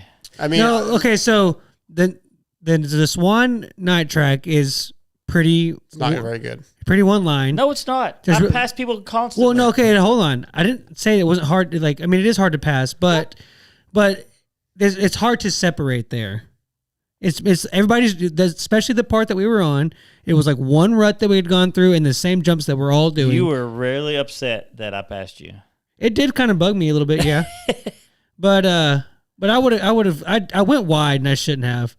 And yeah, and I can't hear you like a ninja. I think that's what I said. Is like you were like a ninja stealth mode, and you jumped over like 4 ruts and like pretty much parked me in the corner. And so it was either like let off or we both go down. I wasn't going down. No, if I had gunned it, you would have gone down. No, you'd have went over the berm. No, you would have gone. I would have pushed you down as I was going. I would have grabbed you. You don't have long hair anymore, but I would have grabbed your hair. Hold the throttle on next time because but no, it was fun. I don't know if I'd have been able to hold you. I don't think you'd have passed me back because, like you said, the track, it's easy to block on. It's a night race. They're real short. The second moto, I probably would have been right. I'd have been right on him, finished right behind him, but I don't know if I'd have got around him. Gotcha. I don't think he would have left the door open again. You know what I mean? It's always fun racing with your buddies, though. It is. It's a good time. And then we rode this weekend, and then you tried to kill me by running me over. We can talk about that in a second. I mentioned the FXR casual giveaway. Yeah. So what I want everybody to do, we just talked about Father's Day was this weekend. We got a couple Father's Day stories from some of the guys. Email us, motoxpodshow@gmail.com. Your best story of riding with your dad. It doesn't have to be on Father's Day, obviously, but just give us your best story, and we'll go through them, and we'll pick a winner for a FXR hat and T-shirt. Maybe I could get like a 2 for 2 hats, two shirts for a father-son. I could probably make that happen. They're pretty good about that stuff. So, yeah, send us your emails. We will read those next week on the show when TJ's not here. But, we rode at Villadilla. We've talked about this track. It's a private track. Usually it's invite only. I got an invite the other night to come out. Very, very small group of people. Like 8 people. And I don't remember. I remember kind of messing with you, just – oh, yeah, we were just block passing, but I didn't try to kill you. I almost killed Michael Gage. Yeah, y'all hit. We didn't hit, but we came really close. One of the corners, you just were on the inside, and I don't know. I mean, you kind of glanced over. I saw your helmet look this way, and you just came all the way to the outside. Yeah. But and then I brake checked sideways across the track. Yes. When you brake checked. But I stayed on the track. Fair enough. It was good. I was laughing. I mean, I ducked underneath you and kind of went back around. And I feel like I gave you plenty of room. Oh, you did. It was just hilarious. He did that to me at Steve's house. There's I did? Yeah, a bowl. You did. Oh, yeah. It's like a bowl corner. It's like one main line. And it was actually pretty. You actually pulled it off pretty well. I had to give you props. You basically just like Chad did to Stu in Atlanta, basically is what is the tactic that you use. I'm like Chad Reed. Just slide in on the back brakes, cut the corner completely off, and then it's either the person either stays on and you can see what happens, or I was tired. I was like, okay, I'm not racing. I don't win anything from this. Go ahead, Dark. See, that's the wrong mentality to have. Kill him. We weren't racing. What do I have to gain? I don't want. All it's going to cost me is more parts on my bike, hospital bills. I'm not making money right at Steve's house. I mean, Well, that's why you got passed. Yeah, true. Well, I passed That's very true. Yeah, no, it's just fun. Yeah, I mean, you and I, TJ, were riding pretty slow. no, you were riding slow. I was riding really slow to stay with you. Yeah. And I was just blocking and playing but yeah, Michael and I. So when you jump up the big table, yeah, the sand, second one, the big was sand. it the first one or the They second one? call it Oh, it was the first one. I think it was the the first second one. redhead. No, the Talladega Right at the turn. start. Oh, yeah, that is when you're racing. That was I almost died there. That That big was sketchy. sandy top corner. Yeah, We were like side by side. He was left, I was right, so I'm inside, and he went outside. And I'm like, okay, I'm going to do what I did to TJ. I was going to cut from inside to out and block him. Well, he was going to do the exact opposite. He was going outside to in. Yeah. And we just I had to lock the brakes and slide, and we came real close to clipping. But I had a all guy good. at that step up, and it was a start, and I was trying to jump like to the outside, and he tried to jump in, and our tires just went like that, and I was like, oh, like just you're in the air, you can't do anything. Yeah, But yeah, it was good times riding with you this weekend, TJ, and yeah, just getting out on the bikes. But I want to hear you guys' Father's Day story or father-son ride stories, and we'll get some FXR casual. I'm looking through to see if there's anything else we really need to touch on tonight before we move on. Do you guys have anything that you want to touch? What was we had a listener. What was the FXR giveaway requirements? Email motoxpodshow@gmail.com and send us your best story riding with your dad. Okay. Again, doesn't have to be on Father's Day. Just throughout your history, give me your story, and we'll pick one and give some FXR stuff away. So yeah. What about guys whose dad didn't ride? Can it be a story about them with taking them to the track? Yeah, like that? like a being with your dad and moto related story, of course. Yeah. If you didn't There's ride with your this dad, one did you time- have a dad? Just kidding. Jeez. I did not. I meant to ask Mark if he missed karting because he used to go kart a lot. He was big in that.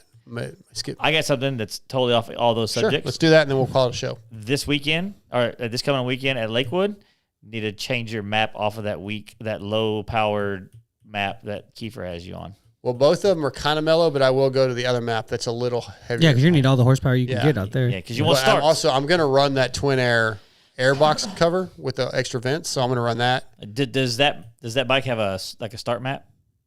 There's like a start. Like there's a start. You should put that start map and have it cranked to the max. I'm going to practice some starts this week too. Let's say go to the backyard and just do start. Just get lunch time. I'll go to Steve's house and rut his yard up. Yeah. I'm not going to do it at my house, but maybe across the street at the abandoned house. Yeah, there you Is go. that house abandoned? The one on the right is the one that looks like it's. Yeah, they won't notice. Yeah. Okay, so I guess that's it, guys. That's it. Yep. Thanks All to all we had a pretty good live turnout today, so thank you guys. Average around 200 the whole time. Yeah. If you're a normal listener of Pulp, don't sit in tomorrow. Just ignore him. Don't. And He didn't care enough. boycott. No. Our guy Lewis Phillips will be in, and Kellen Brower. So yeah, of course, that'll be a good one. Go enjoy that and have fun with the boys tomorrow night at Pulp MX. Their LVK show is really good. It's really Yeah, it is. Yeah. It is. I want to thank Aaron Plessinger, Mark Fineis, and Derek Kelley for coming on. I want to thank our presenting sponsors, Racetech and Yamaha Motor USA. I want to thank Guts Racing, FXR, X-Brand, Pro X, EVS Protection, Evans Coolant, Barnett Clutches, and our newest sponsor, TBolt USA. If you ride pit bikes, go check out TBoltUSA.com. And I think that's it. We'll be back next week. Maybe with Chase Sexton. Hopefully with Chase Sexton. We'll see. #TasteSocks.